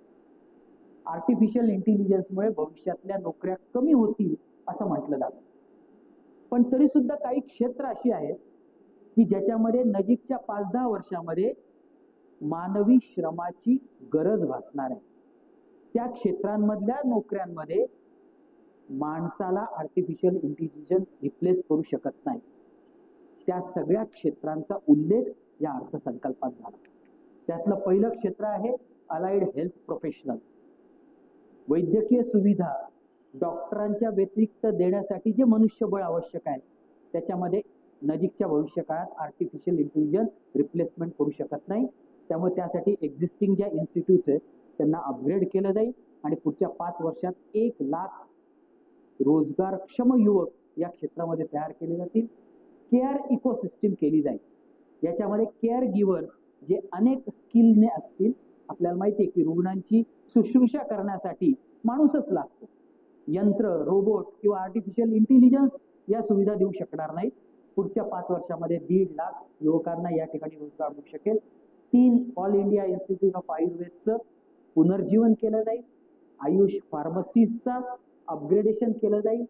त्याचप्रमाणे वेटरनरी कॉलेजेस, हॉस्पिटल, जनावरांसाठीच्या डायग्नोस्टिक लॅब्स, त्यांच्या ब्रीडिंग फॅसिलिटी या खाजगी क्षेत्रामध्ये ओपन केल्या जातील. खाजगी क्षेत्रातल्या उद्योजकांना या ठिकाणी व्यवसाय सुरू करण्यासाठी आमंत्रित केलं जाईल आणि त्यांना कर्ज आणि अनुदान देण्याची सुद्धा घोषणा अर्थमंत्र्यांनी केली. Indian institute for creative technologies of Mumbai ही मुंबईमधली इन्स्टिट्यूट आहे.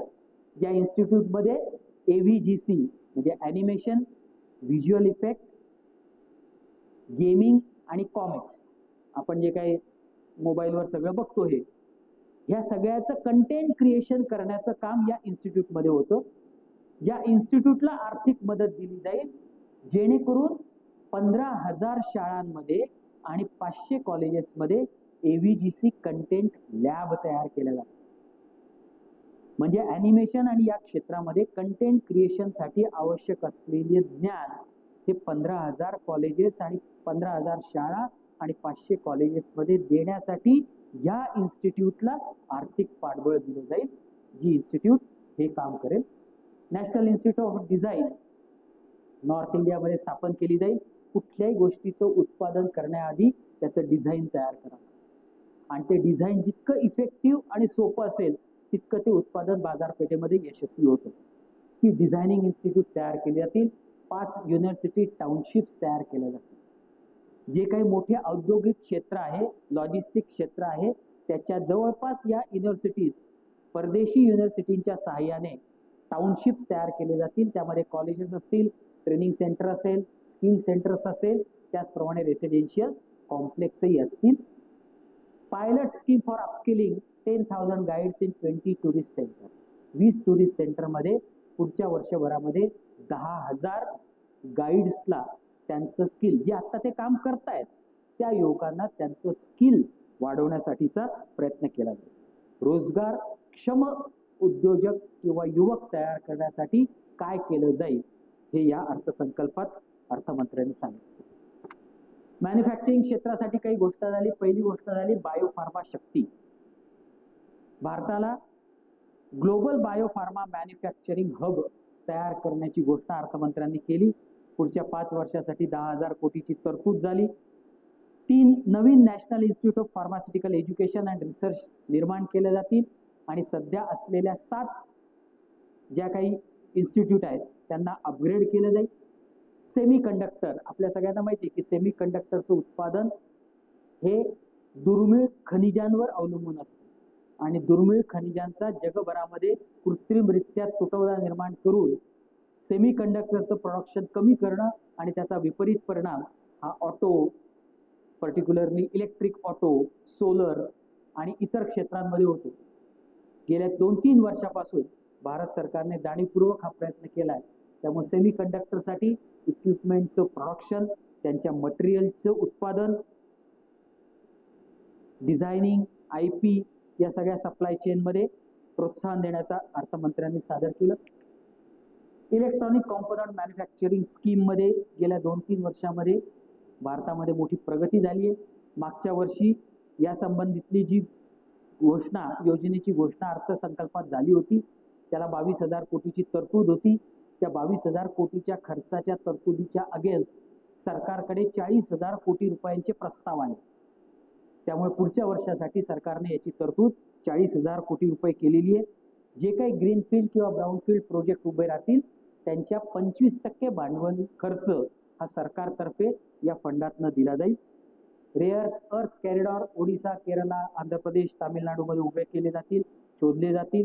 दुर्मिळ खनिजांची मायनिंग म्हणजे उत्खनन, त्यांचं त्या ठिकाणी उत्पादन करणं, प्रोसेसिंग करणं, रिसर्च करणं, मॅन्युफॅक्चरिंग करणं, व्हॅल्यू ॲडिशन करणं आणि त्या सगळ्या दुर्मिळ खजिनांचा उपयोग हा भारतीय उद्योजकांना उपलब्ध करून देणं.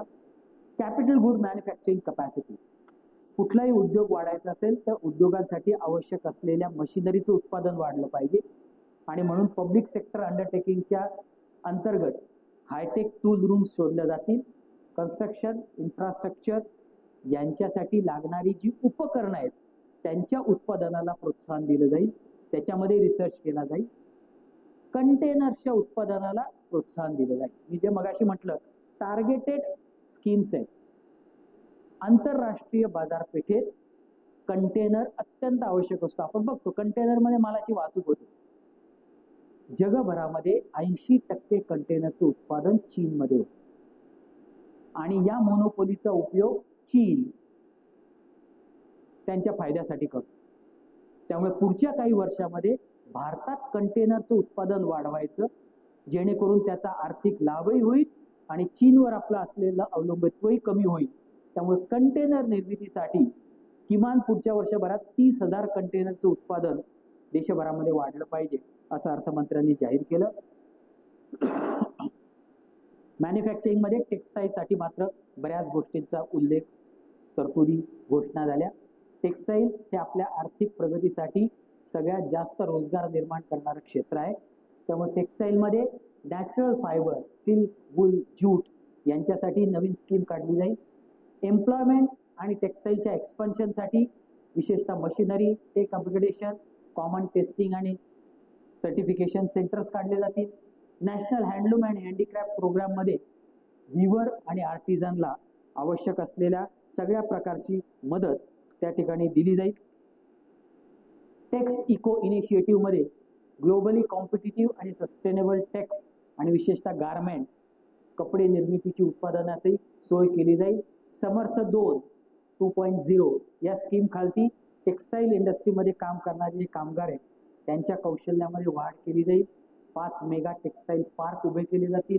महात्मा गांधी ग्राम स्वराज योजनेअंतर्गत ग्रामीण क्षेत्रामध्ये खादी, हँडलूम आणि हँडीक्राफ्ट उत्पादन करणारे, निर्मिती करणारे जे कलाकार आहेत त्यांच्यासाठी global market linkage, branding, skilling, quality production आणि प्रोसेस या संबंधीच्या सगळ्या घोषणा झाल्या. मगाशी म्हटल्याप्रमाणे प्रत्येक घोषणा ही टार्गेटेड एका विशिष्ट क्षेत्राला उपयोगी पडणार आहे. स्मॉल स्केल इंडस्ट्रीसाठी काय दिलं? स्मॉल स्केल इंडस्ट्रीसाठी फक्त 3 गोष्टी दिल्या. पहिली गोष्ट, इक्विटी सपोर्टसाठी 10,000 कोटीचा SME ग्रोथ फंड निर्माण केला जाईल. इक्विटी सपोर्ट म्हणजे काय हे अर्थसंकल्पामध्ये सांगितलेलं नाही, परंतु मला अंडरस्टँडिंग असं आहे की मीडियम आणि स्मॉल स्केलच्या इंडस्ट्रीमध्ये भांडवली गुंतवणूक सरकार करेल किंवा भांडवली गुंतवणूक सहज व्हावी यासाठी काही त्याच्यातला वाटा उचलेल आणि त्यासाठी या 10,000 कोटी रुपयाची तरतूद केलेली आहे. कदाचित काही सिलेक्टेड आर्थिकदृष्ट्या सबळ, ज्यांना आवश्यकता आहे भांडवलाची, अशा इंडस्ट्री सिलेक्ट केल्या जातील आणि सरकार त्याच्यात भांडवली गुंतवणूक करेल, किंवा अशा कंपन्यांचे जर मार्केटमध्ये IPO आले तर त्या IPO ला सपोर्ट हा या फंडामधनं केला जाईल असा माझा अंदाज आहे. पण 10,000 कोटी रुपयाची तरतूद झाली. दुसरी झाली लिक्विडिटी सपोर्ट. मागच्याही बजेटच्या भाषणामध्ये आपण याचा उल्लेख केलेला होता. Trade receivables discounting scheme. सरकारने अशी स्कीम काढलेली आहे की ज्या कंपन्यांचा उलाढाल 250 कोटीपेक्षा जास्त आहे अशा कंपन्यांना स्मॉल आणि मीडियम इंडस्ट्रीने जर माल सप्लाय केला असेल तर तो माल सप्लाय केल्यानंतर त्या इनव्हॉइसचं ऑनलाईन डिस्काउंटिंग करता येईल. उदाहरणार्थ समजा धुळ्यामध्ये एखादी स्मॉल स्केल इंडस्ट्री आहे आणि तिने कुठल्या मोठ्या कंपनीला ज्यांचा टर्नओव्हर 250 कोटीपेक्षा जास्त आहे त्याला माल दिला. आता जनरली त्याचे पैसे 45 दिवसांनी 60 दिवसांनी येतात आणि ते पैसे वेळेवर येत नाही, म्हणून छोट्या उद्योगांची आर्थिक अडचण होते. ऑनलाईन प्लॅटफॉर्म TRDS चा तयार केलेला आहे की ज्या ठिकाणी त्या स्मॉल स्केल इंडस्ट्रीने ते इनव्हॉइस अपलोड करायचं. त्या प्लॅटफॉर्मला ज्या काही बँका जोडलेल्या आहेत त्या बँका त्याचं डिस्काउंटिंग करतील. नॉमिनल रेटमध्ये डिस्काउंटिंग चार्जेस कापून ते पैसे लगेच 24 तासाच्या आत त्या इंडस्ट्रीच्या खात्यामध्ये जमा होऊ शकते. मागच्या वर्षी 500 कोटी उलाढालीची ही मर्यादा सरकारने 250 कोटी रुपयापर्यंत केली. यामध्ये आणखीन पुढे जाऊन यावर्षी असं केलं की जे काही सेंट्रल पब्लिक सेक्टर एंटरप्राइजेस आहेत, केंद्र सरकारच्या कंपन्या आहेत, त्यांचा कितीही टर्नओव्हर असला तरी त्यांना सप्लाय केलेल्या स्मॉल स्केल इंडस्ट्रीच्या मालाचं इनव्हॉइस या ठिकाणी डिस्काउंट करता येईल. त्या ठिकाणी वित्त पुरवठा स्मॉल स्केल इंडस्ट्रीला होतो. जसं बँकांकडनं तुम्ही वित्त पुरवठा घेतला तर CGTMSE खालती तुम्हाला क्रेडिट गॅरंटी मिळते की आता या बिल डिस्काउंटिंगला इनव्हॉइस डिस्काउंटिंगला मिळेल. गव्हर्नमेंटला जो माल सप्लाय केला जातो GME पोर्टल्स नुसार त्या सगळ्या माल सप्लाय ट्रान्झॅक्शन्स हे TRDSच्या प्लॅटफॉर्मला जोडले जाते. म्हणजे सरकारला GM पोर्टल नुसार ज्या स्मॉल स्केलने माल विकलेला आहे त्यांना आता काही करायची गरजच नाही. त्यांनी त्या GM ट्रान्झॅक्शन मालचा नंबर या ठिकाणी या प्लॅटफॉर्मला टाकायचा की त्यांचं इनव्हॉइस या ठिकाणी डिस्काउंटिंग होईल. आणि TRDSला ॲसेट बॅक सिक्युरिटीज म्हणून मान्यता दिली. याचा परिणाम असा झाला की जे काही डिस्काउंटिंग बँका करणार आहेत त्या बँकांना SMEला डिस्काउंटिंग केलेले कर्ज बाजारामध्ये विकता येतील. समजा मी बँक आहे आणि मी 200 SMEsला TRDS नुसार कर्ज पुरवठा केला. टोटल माझं एक्सपोजर 100 कोटी रुपयाचं आहे आणि मला बँक म्हणून ते पैसे पाहिजेत लगेच. तर हे 100 कोटी रुपयाचा माझा पोर्टफोलिओ हा मी बाजारात विकू शकेल. सेकंडरी मार्केट त्याला उपलब्ध होईल. लिक्विडिटी बँकांची वाढेल. नक्की स्मॉल स्केल इंडस्ट्रीसाठी हे फार मोठी तरतूद किंवा सुविधा सोयी सवलत केलेली आहे. आणि तिसरा आहे प्रोफेशनल सपोर्ट. स्मॉल स्केल इंडस्ट्रीला टॅक्सेस असतील, कंपनी ऍक्ट असेल, इतर कायदे असेल, त्यांचे खूप कंप्लायन्सेस करावे लागतात आणि हे कंप्लायन्सेस त्यांना सहज सोयीने आणि कमी खर्चात मिळण्यासाठी CA institute, company secretary institute आणि CMA इन्स्टिट्यूट यांच्या आधारे असे छोटे कोर्सेस केले जातील आणि ते कोर्सेस केलेली व्यक्ती ही टायर 2, टायर 3 सिटीजमध्ये स्मॉल स्केल इंडस्ट्रीला लीगल कंप्लायन्स करण्यासाठी स्वस्तामध्ये मदत करेल असा या सगळ्या योजनेचा अर्थ आहे. याचा अर्थ चार्टर्ड अकाउंटंट पेक्षा स्वस्तामध्ये आता या सगळ्या सर्व्हिसेस मिळतील. इन्फ्रास्ट्रक्चरमध्ये सगळ्यात पहिली मोठी गोष्ट झाली ती म्हणजे सरकारचा कॅपिटल एक्सपेंडिचर वाढला. जो मागच्या वर्षी 11.2 लाख करोड होता तो पुढच्या वर्षी 12.2 लाख करोड होईल. साहजिकच हा 4% GDPच्या भांडवली खर्च हा सरकार जेव्हा पुढच्या वर्षभरात करेल तेव्हा त्याची इकॉनॉमीला बूस्ट मिळेल. असं म्हटलं जातं की जर रस्ते बांधण्यासाठी 1 रुपया खर्च केला तर 2.5 रुपयाने GDP वाढ. रस्ते, रेल्वे या पायाभूत सुविधांसाठी जर 1 रुपया खर्च झाला तर त्याचा परिणाम GDP 2.5 रुपयाने वाढण्यात होतो. त्यामुळे सरकारच्या रेव्हेन्यू एक्सपेंडिचर पेक्षा सरकारचा कॅपिटल एक्सपेंडिचर हा आर्थिक प्रगतीला जास्त मदत करत असतो. आणि म्हणून आपण पुढच्या स्लाइडमध्ये बघणार आहोत की सरकार गेले काही वर्ष सातत्याने रेव्हेन्यू खर्च कमी करून कॅपिटल खर्च वाढवायचा प्रयत्न करत आहे. 11.2 लाख कोटीचा खर्च हा 12.2 लाख कोटी झाला. इन्फ्रास्ट्रक्चर गॅरंटी फंडाची घोषणा झाली. इन्फ्रास्ट्रक्चर, रस्ते बांधणी, रेल्वे बांधणी काम करणारे जे कॉन्ट्रॅक्टर आहेत त्या कॉन्ट्रॅक्टरांना सहज आर्थिक पुरवठा व्हावा म्हणून पार्शल गॅरंटी प्रायव्हेट डेव्हलपर्सला देण्यासाठी या फंडाचा उपयोग होईल. CPSEचं ॲसेट मॉनिटायझेशन होतं. अनेक सरकारी कंपन्यांकडे फार मोठ्या प्रमाणावर जागा उपलब्ध आहे. ज्या जागेचा त्यांना काही उपयोग नाही, जुन्या घेऊन ठेवलेल्या आहेत आणि मोठ्या मोठ्या जागा आहेत. सरकारला त्या कंपन्या विकायच्या आहेत, पण अनेक कारणांमुळे, त्याच्यामध्ये राजकीय कारण आहे, सरकारला त्या कंपन्या विकता येत नाही. मग आता सरकारने असं म्हटलं की ही जी अतिरिक्त जागा आहे, रिअल इस्टेट आहे, ती आम्ही रिअल इस्टेट इन्व्हेस्टमेंट ट्रस्टच्या माध्यमातून बाजारामध्ये विकू, त्याचं मॉनिटायझेशन करू. आणि हे किती होईल? सरकारचा अपेक्षा अंदाजपत्रकात असा आहे की पुढच्या वर्षी साधारणतः 60,000 ते 80,000 कोटी इतके सरकारी कंपन्यांच्या रिअल इस्टेटचं मॉनिटायझेशन, विक्री नाही, मॉनिटायझेशन करून सरकारला मिळतील असा सरकारचा अंदाज आहे. लॉजिस्टिक्ससाठी डेडिकेटेड फ्रेट कॉरिडॉर आपण बघितलं की बंगाल ते सुरत फ्रेट कॉरिडॉरचा घोषणा झाली. साहजिकच प्रश्न आला की तो धुळ्यावरून जाणार आहे का? रेल्वेचा असेल तर नाही, थोडासा दुरून जाईल. रस्त्याचा असेल तर कदाचित धुळ्यावरनं जाईल. 20 नवीन नॅशनल वॉटरवेज केले जातात. जलवाहतूक ही सगळ्यात स्वस्त वाहतूक आहे आणि देशामध्ये समुद्र किनारा आणि देशातल्या मोठ्या नद्या यांच्यामधल्या जलवाहतूक ही मागच्या 10 वर्षामध्ये 8 पटीने वाढलेली आहे. त्यामुळे आता नवीन 20 नॅशनल वॉटरवेज तयार केले जातील. त्याच्यासाठी ट्रेनिंग इन्स्टिट्यूट्स होतील. ती जलवाहतुकीसाठी आवश्यक ते रोजगारक्षम युवक तयार करण्यासाठी शिप रिपेअरिंग सिस्टीम होईल. परत लक्षात घ्या की जगामध्ये ठराविक देशांची मक्तेदारी जहाज दुरुस्ती व्यवसायामध्ये आहे. भारताला त्यामध्ये काहीतरी स्थान निर्माण करण्याचा सरकारचा विचार आहे. कोस्टल कार्गो प्रमोशन स्कीम, त्याचप्रमाणे sea plane VGF scheme, last mile कनेक्टिव्हिटीसाठी पाण्यात उतरणारं विमान आणि त्या विमानाच्या खाजगी उद्योजकांना व्हायबल गॅप फंडिंग, म्हणजे त्यांच्यासाठी जी काही भांडवलाची गरज असेल ती सरकार पुरवणार आहे. 7 हायस्पीड रेल कॉरिडॉर झाले, ते कुठल्या कुठल्या मार्गाने झाले ते सगळं आपल्याला माहिती आहे. एवढ्या सगळ्या घोषणा या इन्फ्रास्ट्रक्चरमध्ये झाल्या. आणखीन एक घोषणा झाली ती म्हणजे सिटी इकॉनॉमिक रिजनची. अर्थमंत्री असं म्हणाल्या की टायर 2, टायर 3 सिटी जी आहे, म्हणजे ज्यांची लोकसंख्या 5 लाखच्या आसपास आहे, ते शहर आणि आजूबाजूचा भाग हा इकॉनॉमिक रिजन म्हणून समजला जाईल. आणि त्याच्यातल्या भौगोलिक सुविधांसाठी, पायाभूत सुविधांसाठी प्रत्येक रिजनला 5,000 करोड पुढच्या 5 वर्षामध्ये देईल. धुळ्याचं उदाहरण घेतलं, आपण असं म्हटलं की धुळ्याची लोकसंख्या 5 लाखापेक्षा जास्त आहे, तर धुळे आणि आजूबाजूचा परिसर ज्यामध्ये कदाचित काही थोडा औद्योगिक भाग येईल, याला इकॉनॉमिक रिजन समजलं जाईल.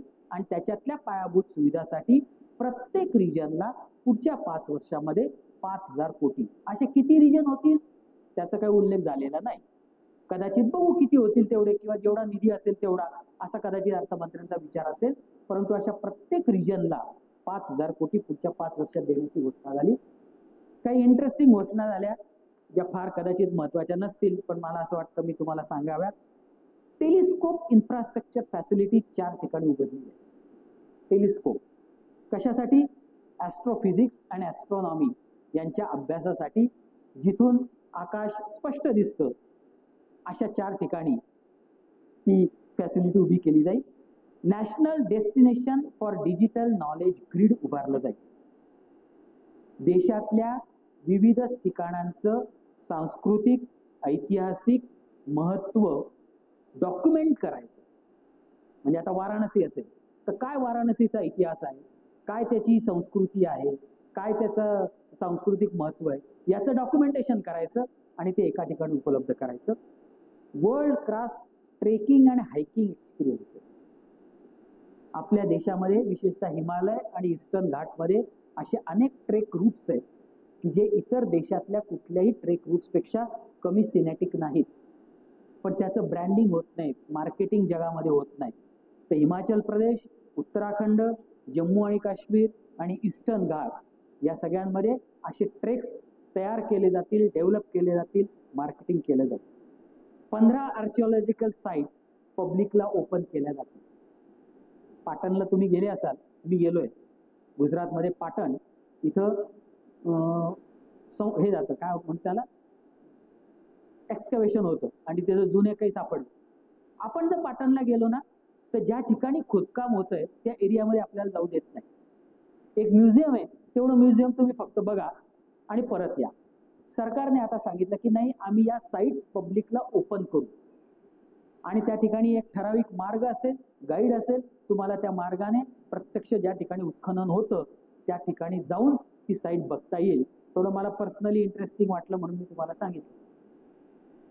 दिव्यांजन कौशल योजना, ज्यामध्ये दिव्यांजनासाठी IT, AVGC, hospitality, food, beverage या क्षेत्रातलं कौशल्य, रोजगार कौशल्य वाढीसाठी योजना आहे.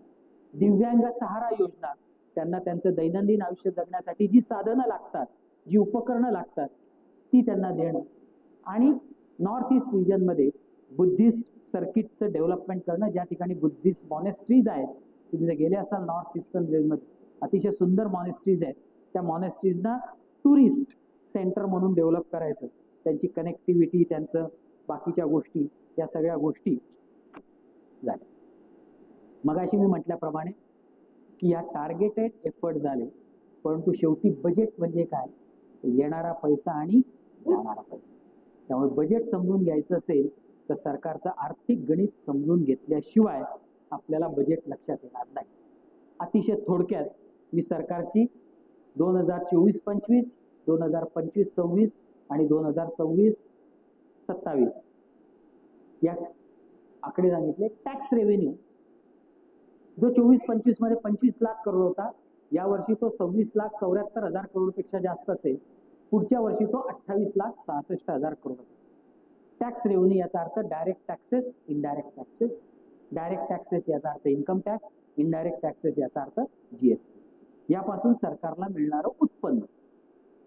पर्सेंटेज काढलं तर मागच्या वर्षीमध्ये सरकारचं कराचं उत्पन्न 7% वाढलं. पुढच्या वर्षी सुद्धा कराच्या उत्पन्नामध्ये 7% इतकीच वाढ आहे.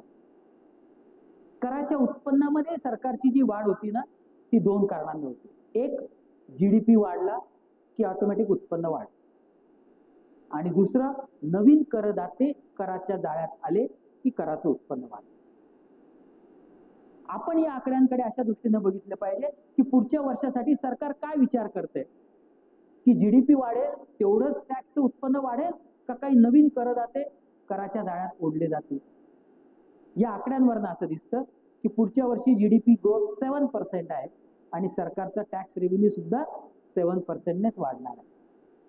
प्रत्यक्षात GDPचा रेट 7% हा रिअल असतो, टॅक्स रेव्हेन्यूचा रेट नॉमिनल असतो, म्हणजे या 7% मध्ये महागाई पण इन्क्लूड आहे. जर पुढच्या वर्षामध्ये महागाईचा दर अगदी या वर्षा इतका 3% म्हटला तर याचा अर्थ सरकार पुढच्या वर्षी रिअल टर्म्स मध्ये कराचं उत्पन्न 4% वाढेल एवढंच अपेक्षित करताय. प्रत्यक्षात GDP मात्र 7% ने वाढणार. याचा अर्थ एक तर जाणीवपूर्वक केंद्र सरकार पुढच्या वर्षीच्या कर उत्पन्नाचा अंदाज कमी करत आहे, जाणीवपूर्वक. काही न करता सुद्धा GDPच्या रेटने टॅक्स इन्कम वाढलं पाहिजे, किंवा पुढच्या वर्षासाठी मागच्या वर्षी GST आणि इन्कम टॅक्स मध्ये जी सूट दिली त्याचा परिणाम म्हणून सरकारचं उत्पन्न कमी होईल असा अंदाज करतो. मला असं वाटतं दुसरं कारण जास्त संयुक्तिक आहे. याचा अर्थ असा आहे की आमच्यावरचं कराचा बोजा हा पुढच्या वर्षी प्रत्यक्षात रिअल टर्म्स मध्ये महागाई वजा करता कमी होणार. रेव्हेन्यू एक्सपेंडिचर 33,28,000 कोटी होता, तो 35,61,000 कोटीच्या आसपास आला. पुढच्या वर्षी 36,32,000 कोटी आहे. मागच्या वर्षी रेव्हेन्यू एक्सपेंडिचर 7% वाढला, बरोबर आहे. पुढच्या वर्षी रेव्हेन्यू एक्सपेंडिचर फक्त 2% वाढले, फक्त 2%. किमान महागाईच्या दरा इतका तर वाढवा, पण तोही नाही. याचा स्पष्ट अर्थ असा आहे की सरकारचा उद्देश सरकारचा रेव्हेन्यू खर्च कमी करणं आहे आणि कॅपिटल खर्च वाढवणं आहे. जे खालती दिसतं कॅपिटल खर्च प्लस स्टेट गव्हर्नमेंटला कॅपिटल खर्चासाठी दिलेल्या ग्रँट्स 13,24,000 कोटी होत्या, त्या 14,03,000 कोटी होतील. पुढच्या वेळी त्या 17,14,000 कोटी होणार. मग अशी म्हटल्याप्रमाणे सरकारचं क्वालिटी ऑफ एक्सपेंडिचर इम्प्रूव्ह होत चालतं. टोटल खर्च कम्पेअर टू जीडीपी कमी होतोय. Total expenses compare to GDP कमी होतोय, पण त्या कमी होणाऱ्या खर्चामध्ये भांडवली खर्च वाढतो. आणि हे या सरकारने गेले 5-7 वर्षात जाणीवपूर्वक केलेलं आपल्या लक्षात येऊ शकतं.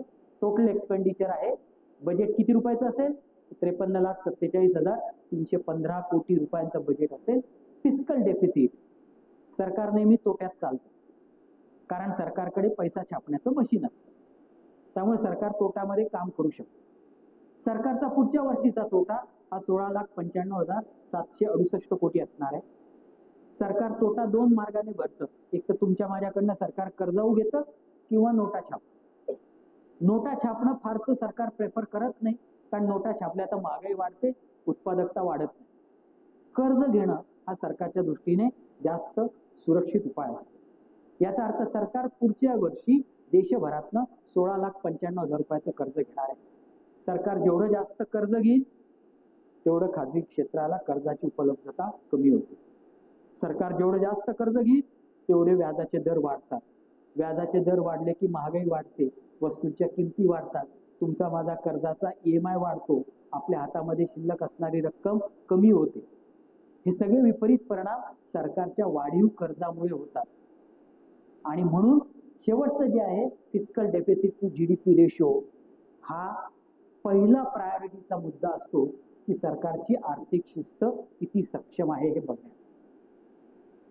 ज्यावेळी कोविड आला होता आणि तुमच्या माझ्या सगळ्यांचे जीव वाचवण्यासाठी सरकारने वारेमाप खर्च केला होता, सरकारचं कराचं उत्पन्न बंद झालं होतं, त्या वर्षी सरकारचा fiscal deficit to GDP ratio होता 9%. 9%. आणि त्यावेळी अर्थमंत्र्यांनी सांगितलं होतं की पुढच्या 5 वर्षामध्ये आम्ही हा निम्मा करू. अर्थमंत्री संसदेत असं म्हणाल्या की या वचनाची मी पूर्तता केली. पुढच्या वर्षीचा fiscal deficit to GDP ratio हा 4.3% म्हणजे 9%च्या निम्म्यापेक्षा कमी असणार, ज्याला आपण फिस्कल कन्सॉलिडेशन असं म्हणतो. सरकार हे त्याची वित्तीय तूट कमी करत चाललंय, याचा परिणाम हा देशाच्या आर्थिक स्थितीवर होतो आहे, देशाच्या रेटिंगवर पण झाला.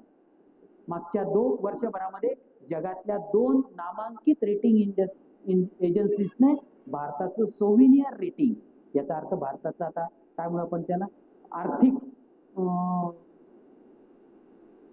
रेटिंगला काय म्हणणार, आर्थिक इंडेक्स ही इम्प्रूव्ह केली. BBB मायनस होती, S&P ने ती BBB केली. जेव्हा सरकारचं सोव्हिनियर रेटिंग वाढतं तेव्हा परदेशातले गुंतवणूकदार त्या देशामध्ये गुंतवणूक करण्यासाठी तयार होतात. जसं आपलं रेटिंग वाढलं की बँक आपल्याला सहज कर्ज देते. मागच्या वर्षभरामध्ये 2 जागतिक एजन्सीने भारताचं रेटिंग वाढवलं. याला कारण सरकारने फिस्कल डेफिसिट रेशो हा नियंत्रित.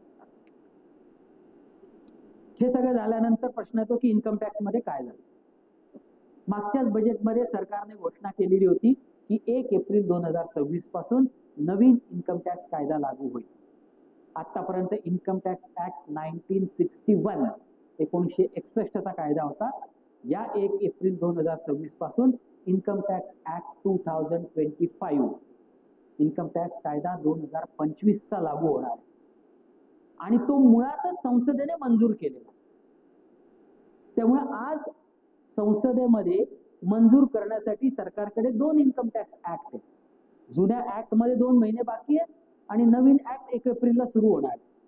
त्यामुळे या फायनान्स बिलामध्ये ज्या अमेंडमेंट्स आल्या त्या अमेंडमेंट्स दोन्ही ऍक्ट मध्ये आल्या. असं क्वचित घडतं, 61 सालानंतर पहिल्यांदा घडलं आपल्या आयुष्यामध्ये की 2 इन्कम टॅक्स ऍक्टच्या अमेंडमेंट्स एका फायनान्स बिलामध्ये आल्या. जुना ऍक्ट 2च महिने असल्यामुळे या ज्या काही तरतुदी आहेत त्या सगळ्या मी नवीन ऍक्ट्स मधल्या सांगितलेल्या आहेत की ज्या 1 एप्रिल पासून लागू होणार आहेत. त्यात मुख्य तरतूद झाली ती म्हणजे ड्यू डेट्स चेंज झाल्या. रिटर्न भरण्याची तारीख बदलली, पण ती तारीख कोणाची बदलली? कंपनी आणि ज्यांचं ऑडिट करायचं आहे त्याच्यामध्ये टॅक्स ऑडिट असेल, ट्रस्ट असतील किंवा कॉपरेटिव्ह सोसायटी असेल, त्यांना रिटर्न भरण्याची मुदत होती 31 ऑक्टोबर, ती तशीच आहे. नॉन ऑडिटेड बिझनेसमॅन, ज्यांना ऑडिट करण्याची गरज नाही, असे व्यावसायिक प्रोफेशनल अशा पार्टनरशिप फर्म्स आणि त्यांचे पार्टनर यांना मागच्या वर्षीपर्यंत 31 जुलैला रिटर्न भरणं आवश्यक होतं.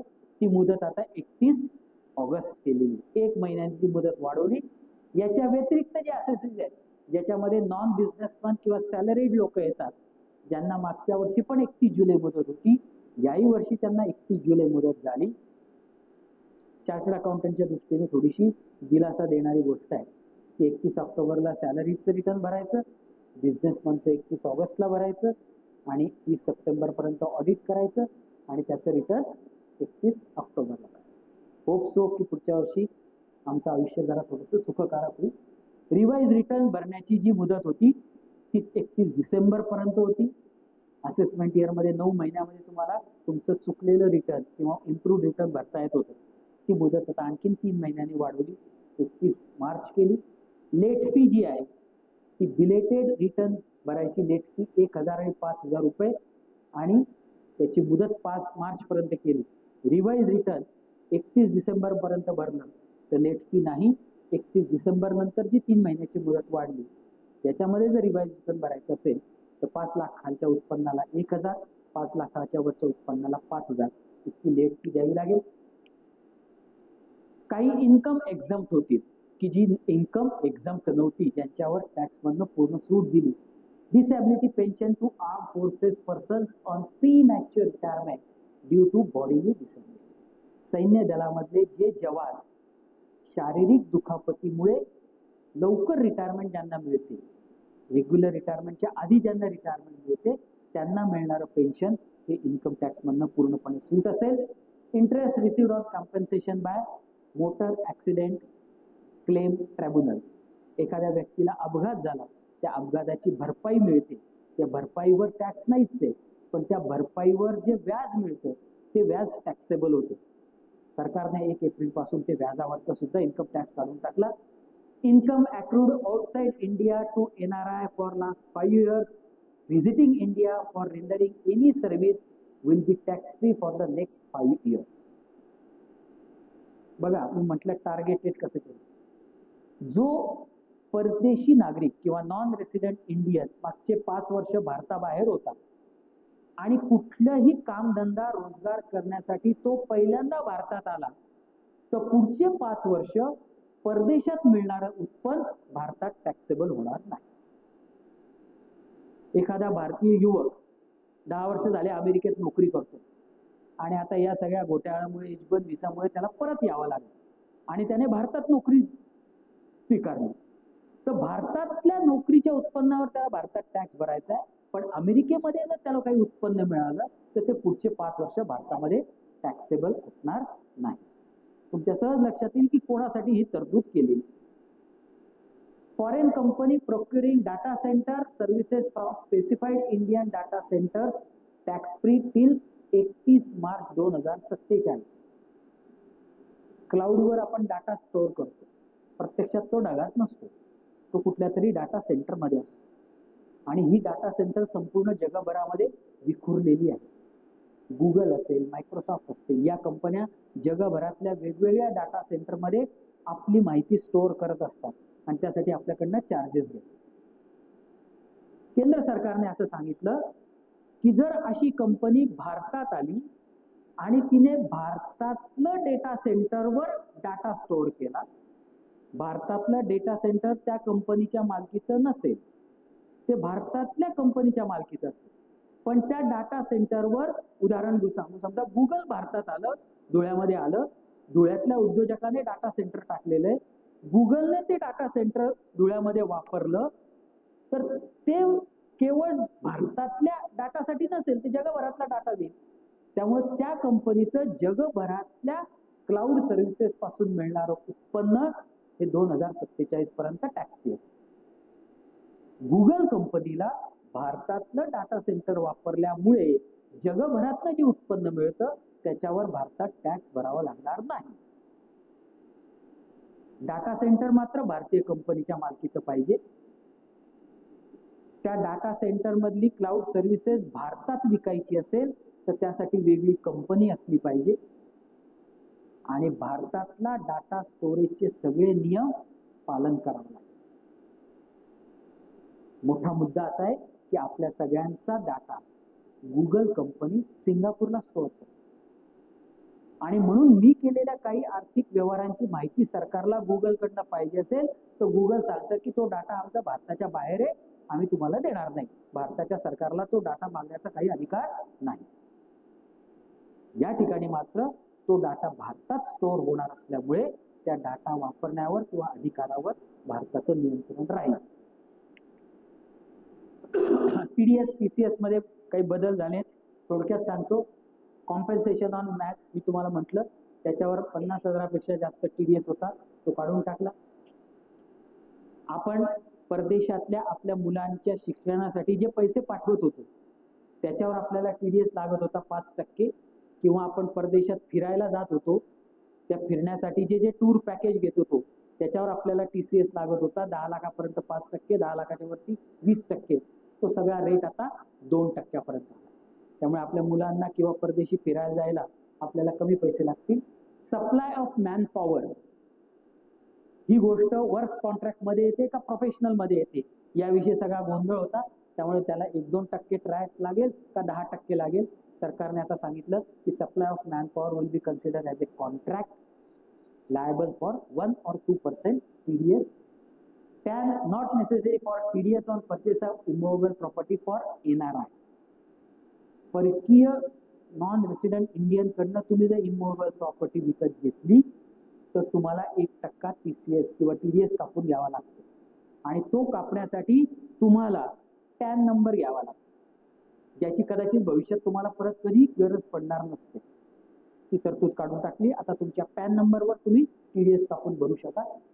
Declaration of no TDS can be submitted electronically to depository only for listed security. तुमच्यापैकी जे सिनियर सिटीजन आहेत किंवा ज्यांचं उत्पन्न 5 लाखापेक्षा खालती आहे त्यांना येणारं व्याजाचं उत्पन्न टॅक्स कपात न करता मिळावं म्हणून जे 15GH फॉर्म द्यावा लागायचा तो आता प्रत्येक ठिकाणी जाऊन द्यावा लागतो. आता त्यांनी सांगितलं की तो तुम्ही एका डिपॉझिटरीला द्या. त्या डिपॉझिटरीमध्ये तुमच्या जेवढ्या काही लिस्टेड सिक्युरिटी ज्या कंपन्यांच्या असतील त्यांना पाठवण्याची जबाबदारी डिपॉझिटरी आहे. त्या आजोबाला किंवा आजीला प्रत्येक कंपनीमध्ये जावं लागणार नाही. No TDS on interest credited or paid to cooperative society engage in the banking business. ही तरतूद आजही आहे. बँकिंग बिझनेस करणाऱ्या कोऑपरेटिव्ह सोसायटीला मिळणाऱ्या व्याजावर TDS कपात आवश्यकता नाही. याच्यामध्ये पतसंस्था येत नाही. त्यामुळे पतसंस्थेचा जो कर्जदार आहे तो पतसंस्थेला जे व्याज देतो त्याच्यावर TDS कापून घेणं आवश्यक आहे. याचा उल्लेख अशासाठी केला की ज्या पतसंस्था आहेत त्यांना या गोष्टीचा त्रास होऊ शकतो. Certificate for lower or nil TDS will be issued on electronic verification. TDS कापू नका असं सर्टिफिकेट सरकारकडनं मिळवायचं असेल तर आता त्या ऑफिसरच्या समोर जावं लागायचं आणि त्या ऑफिसरच्या समोर जायचं म्हणजे काय करायचं तुम्हाला माहिती आहे. आता सरकारने सांगितलं की ते इलेक्ट्रॉनिकली होईल. ऑनलाईन तुम्ही टाका, तुम्हाला ते सर्टिफिकेट घेऊन कुठल्याही ऑफिसरकडे जाण्याची आवश्यकता नाही.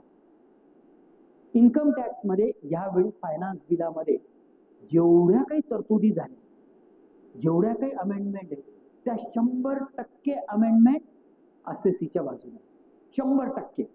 एकही अमेंडमेंट असेसीला अडचणी ठरेल अशी सरकारने केली. जेवढ्या काही पेनल्टीज होत्या त्या सगळ्या कमी केल्या. जेवढे काही प्रोसिक्युशन्स होते रिगरस इम्प्रिझनमेंटच्या जेवढ्या प्रोसिक्युशन होत्या त्या सगळ्या तरतुदी आता सिंपल इम्प्रिझनमेंट मध्ये आल्या. 7 वर्षाची मॅक्झिमम इम्प्रिझनमेंट होती ती सगळ्या ठिकाणी 2 वर्षापर्यंत कमी केली. डिक्रिमिनलायझेशन केलं. त्याचप्रमाणे इंटरेस्ट लेट फी सगळ्या कमी केल्या.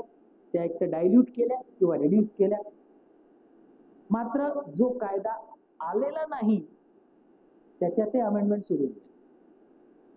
खरी नवीन कायदा कशासाठी आहे? सहज सुलभ सोयीसाठी आहे. पण तो कायदा 1 एप्रिल पासून लागू होणार आहे. त्याच्या आधीच त्याच्यात अमेंडमेंट सुरू झाले. आता तो लागू झाल्यानंतर काय होईल माहिती. Buyback of shares. कंपनीने शेअर्स परत घेतले जे शेअर होल्डरला दिलेले डिव्हिडंड द्यायच्याऐवजी त्यांचे शेअर्स कंपनी परत घेते आणि त्यांना पैसे देते. सरकारचं या संबंधीचं टॅक्सेशनची पॉलिसी ही दर काही वर्षांनी बदलत गेली. आता परिस्थिती अशी आहे की तो डिव्हिडंड म्हणून नॉर्मल रेटने टॅक्सेबल होतो. 30% किंवा 22% कंपनी असेल तर. सरकारने असं सांगितलं की now buyback of shares will be taxable as a capital gain at the rate of 12.5% for minority share holders. ज्या शेअर होल्डरचं कंपनीमधलं होल्डिंग 10% कमी आहे, त्या शेअर होल्डरने कंपनीला शेअर विकले तर त्याला मिळणारे पैसे हे कॅपिटल गेन समजून 12.5% टॅक्सेबल होते. मात्र ज्याचं होल्डिंग 10% जास्त आहे तो प्रमोटर समजला जाईल. त्याने जर कंपनीला शेअर विकले आणि त्याला पैसे मिळाले तर मग मात्र ते नॉर्मल रेटने, व्यक्ती असेल तर 30%, कंपनी असेल तर 22% टॅक्सेबल होईल. म्हणजे सरकारने सवलत दिली, परंतु ती सवलत छोट्या शेअर होल्डरला दिली. मोठ्या शेअर होल्डरला त्याचा गैरफायदा घेता येणार नाही याची काळजी घेतली. सिक्युरिटी ट्रान्झॅक्शन टॅक्स STT मात्र वाढवला. त्याचा परिणाम असा झाला की 1700 पॉईंटने मार्केट डाऊन झालं. इन्कम टॅक्स मध्ये आणि अर्थसंकल्पाच्या भाषणामध्ये ज्या काही गोष्टींची घोषणा झाली त्या सगळ्या आपण सांगितलं. आज परिस्थिती काय आणि पुढचं वर्ष कसं जाईल याविषयी आपल्याला उत्सुकता आहे. माझ्या मतानुसार पुढचं वर्षामध्ये 3 गोष्टी महत्वाच्या आहेत. पहिली, रुपी विल डेप्रिसिएट. मी मगाशी म्हटल्याप्रमाणे ज्या देशाचं ट्रेड डेफिसिट आहे त्याची करन्सी डेप्रिशिएट होते. त्यामुळे अमेरिकेशी करार झाला म्हणून रुपया 20 पैशाने जरी वधारला असला तरी आपलं ट्रेड डेफिसिट तसंच राहणार आहे. त्यामुळे रुपया मागच्या वेळेसारखा 6-7% जरी घटला नाही तरी तो 92-93 पर्यंत पुढच्या मार्च पर्यंत जाण्याची शक्यता आहे. गोल्ड आणि सिल्वर विल ॲप्रिशिएट ग्रॅज्युअली. सोनं का वाढतंय याचा जर आपण विचार केला तर ती परिस्थिती पुढच्या वर्षात बदलणार नाही. याचा अर्थ मागच्या वर्षी सारखं 60% सोनं वाढेल का? नाही. मागच्या वर्षी इतकं सोनं वाढणार नाही. कदाचित कमी जास्त होत राहील. पण आज असलेला भाव आणि 31 डिसेंबरला असलेल्या भावामध्ये तुम्हाला वाढ झालेली दिसेल. सोनं, सिल्वर, चांदी ग्रॅज्युअली वाढणार आहे. त्यांची किंमत कमी होणार नाही. पुन्हा 70-80 हजार रुपयाला सोनं येणार नाही. मला घरी अनेक वेळा प्रश्न विचारला जातो, पण तसं होणार नाही आज जाहीररित्या सांगतो. मग इन्व्हेस्टमेंट कुठे करावी? जर इन्व्हेस्टमेंट 1 वर्षापेक्षा कमी असेल तर तुम्ही गोल्ड फंडामध्ये करा. फिजिकल गोल्ड घेऊ नका. ऑनलाईन गोल्ड फंडामध्ये इन्व्हेस्टमेंट करा, जेणेकरून तुम्हाला प्रत्यक्ष सोनं सांभाळण्याची जोखीम घ्यावी लागणार नाही आणि तुम्हाला ते कधीही विकता येऊ शकेल. 1 ते 3 वर्षासाठी करत असाल तर अजूनही मी सांगेल की बँकेच्या FD मध्ये गुंतवणूक करा. व्याजाचे दर कमी होणार आहेत. त्यामुळे आजच तुम्हाला 7.5%, 8% दराने 3 वर्षाची FD करायची असेल तर करून टाका. कदाचित वर्षभरानंतर तो रेट तुम्हाला 6.5-7% आलेला असेल. तुमची FD मात्र जास्त दराने 3 वर्षापर्यंत कायम असेल. 3 वर्षापेक्षा जास्त जर करायचं असेल तर मी पुन्हा एकदा सांगेन की म्युच्युअल फंडामध्ये करा. देशाची आर्थिक परिस्थिती अत्यंत सुदृढ आहे. कंपन्यांचा उत्पन्न वाढत जाणार आहे. शेअर मार्केट वरती जाणार आहे. म्युच्युअल फंडामध्ये फायदाच होणार आहे. किती होईल, केव्हा होईल हा विचार दीर्घकालीन दृष्ट्या आपल्या दृष्टीने फारसा महत्वाचा होत नाही. त्यामुळे दीर्घकालीन जर आपल्याला गुंतवणूक करायची असेल तर ती अजूनही म्युच्युअल फंडात करा किंवा स्टॉकमध्ये करा. ज्यांना रिस्की इन्व्हेस्टमेंट करायची त्यांच्यासाठी एक अपॉर्च्युनिटी आलेली आहे. मागच्या 1-1.5 वर्षामध्ये भारतीय स्टॉक मार्केट हे जास्तीत जास्त 10% वाढलं. परंतु स्मॉल आणि मीडियम कंपन्या 150 स्टॉक असे आहेत की जे किमान 50% ते 200% कमी झालेले आहेत. स्मॉल आणि मीडियम 150 स्टॉक आज इंडियन मार्केटमध्ये असे आहेत की मागच्या 1-1.5 वर्षामध्ये ते 50% ते 200% कमी झालेले आहेत.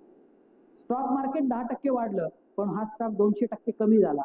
साहजिकच जेव्हा स्टॉक मार्केट वाढेल तेव्हा हे स्टॉक वेगाने वाढू शकतात. त्यामुळे या 150 कंपन्यातल्या सिलेक्टेड स्मॉल आणि मीडियम कंपन्यांमध्ये ठराविक मर्यादेत जर आपण गुंतवणूक करू शकलो तर त्याचं परतावा, त्याचे रिटर्न्स हे स्टॉक मार्केटच्या रिटर्नपेक्षा अनेक पटीने मिळू शकतात. देशाची आर्थिक प्रगती जोरात चालू आहे. सरकारची वित्तीय तूट कमी झालेली आहे. महागाईचा दर न्यूनतम पातळीवर आहे. देशातल्या वस्तूंचं उत्पादन वाढतंय, कृषी क्षेत्राचंही उत्पादन वाढतंय. देशातल्या बँका सुदृढ आहेत, बाजारामध्ये पुरेशी लिक्विडिटी आहे. देशातली कर्जाची ग्रोथही चांगली आहे, कंपन्यांचं अर्निंगही चांगलं आहे. सरकार ॲग्रेसिव्हली निर्णय घेतंय, पॉलिसी पॅरालिसिस मध्ये नाहीये. सरकार रिफॉर्म्स करतंय. सरकार सध्या तरी भ्रष्टाचार मुक्त कारभार करतंय असं आपल्याला दिसतं. जगाची परिस्थिती मात्र अनिश्चित आहे. ती तशीच अनिश्चित राहण्याची शक्यता आहे. ट्रेड टेन्शन्स, टेरिफ हे आणखीन 1-2 वर्ष कायम राहतील. नजीकच्या भविष्यकाळात रुपया कदाचित आणखीन कमी होईल. देशाला एक्सपोर्ट वाढवावा लागेल, जेणेकरून ट्रेड डेफिसिट आपल्याला कमी करायचं आहे. हे सगळं करत असताना सरकारची भूमिका काय असावी याविषयी मॅरियाना मुझुकाटो नावाच्या लंडन मधल्या इकॉनॉमिक कॉलेजची प्रोफेसर बाई आहे. तिनं एक टर्म वापरली आहे, जिचा उल्लेख इकॉनॉमिक सर्वे मध्ये पण झाला, एंट्राप्रिन्युअल स्टेट. आज सरकार म्हणजे नेते आणि नोकरशाही दोघेही कंप्लायन्स रूल फॉलोइंग वर लक्ष देतात. नियमांचं पालन झालं पाहिजे, प्रोसिजर फॉलो झाली पाहिजे. त्याचा परिणाम काय होईल याच्याशी फार नसेल. ही बाई असं म्हणते की येणाऱ्या परिस्थितीमध्ये, जागतिक आणि भारतासारख्या सुदृढ आर्थिक परिस्थितीमध्ये 2047 विकसित भारत करायचा असेल तर सरकारला अनिश्चिततेचा सामना करणं शिकावं लागेल, जे प्रत्येक उद्योजकाला शिकावं लागतं. सरकारला जोखीम घ्यावी लागेल. सरकारला आपल्या चुकांपासून शिकावं लागेल. सरकार जे निर्णय, योजना घेईल ती कदाचित जागतिक अनिश्चिततेमुळे अपेक्षित परिणाम देणार नाही. त्या चुकांपासून सरकारला शिकावं लागेल आणि त्या चुका झाल्या की सरकारला आपला मार्ग योग्य रीतीने बदलावा लागेल. हे सगळं नेत्यांना आणि नोकरशाहीला करावं लागेल. या सगळ्याचा अर्थ एंटरप्रिन्युअल स्टेट आहे. कमर्शियलायझेशन नाही, सरकारचं खाजगीकरण करायचं नाही, सरकारचं व्यापारीकरण करायचं नाही. पण एखादा छोटा उद्योजक त्याचा व्यवसाय करताना ज्या गुणांचा जरूर उपयोग करतो ते सगळं सरकारला यापुढे शिकावं लागेल.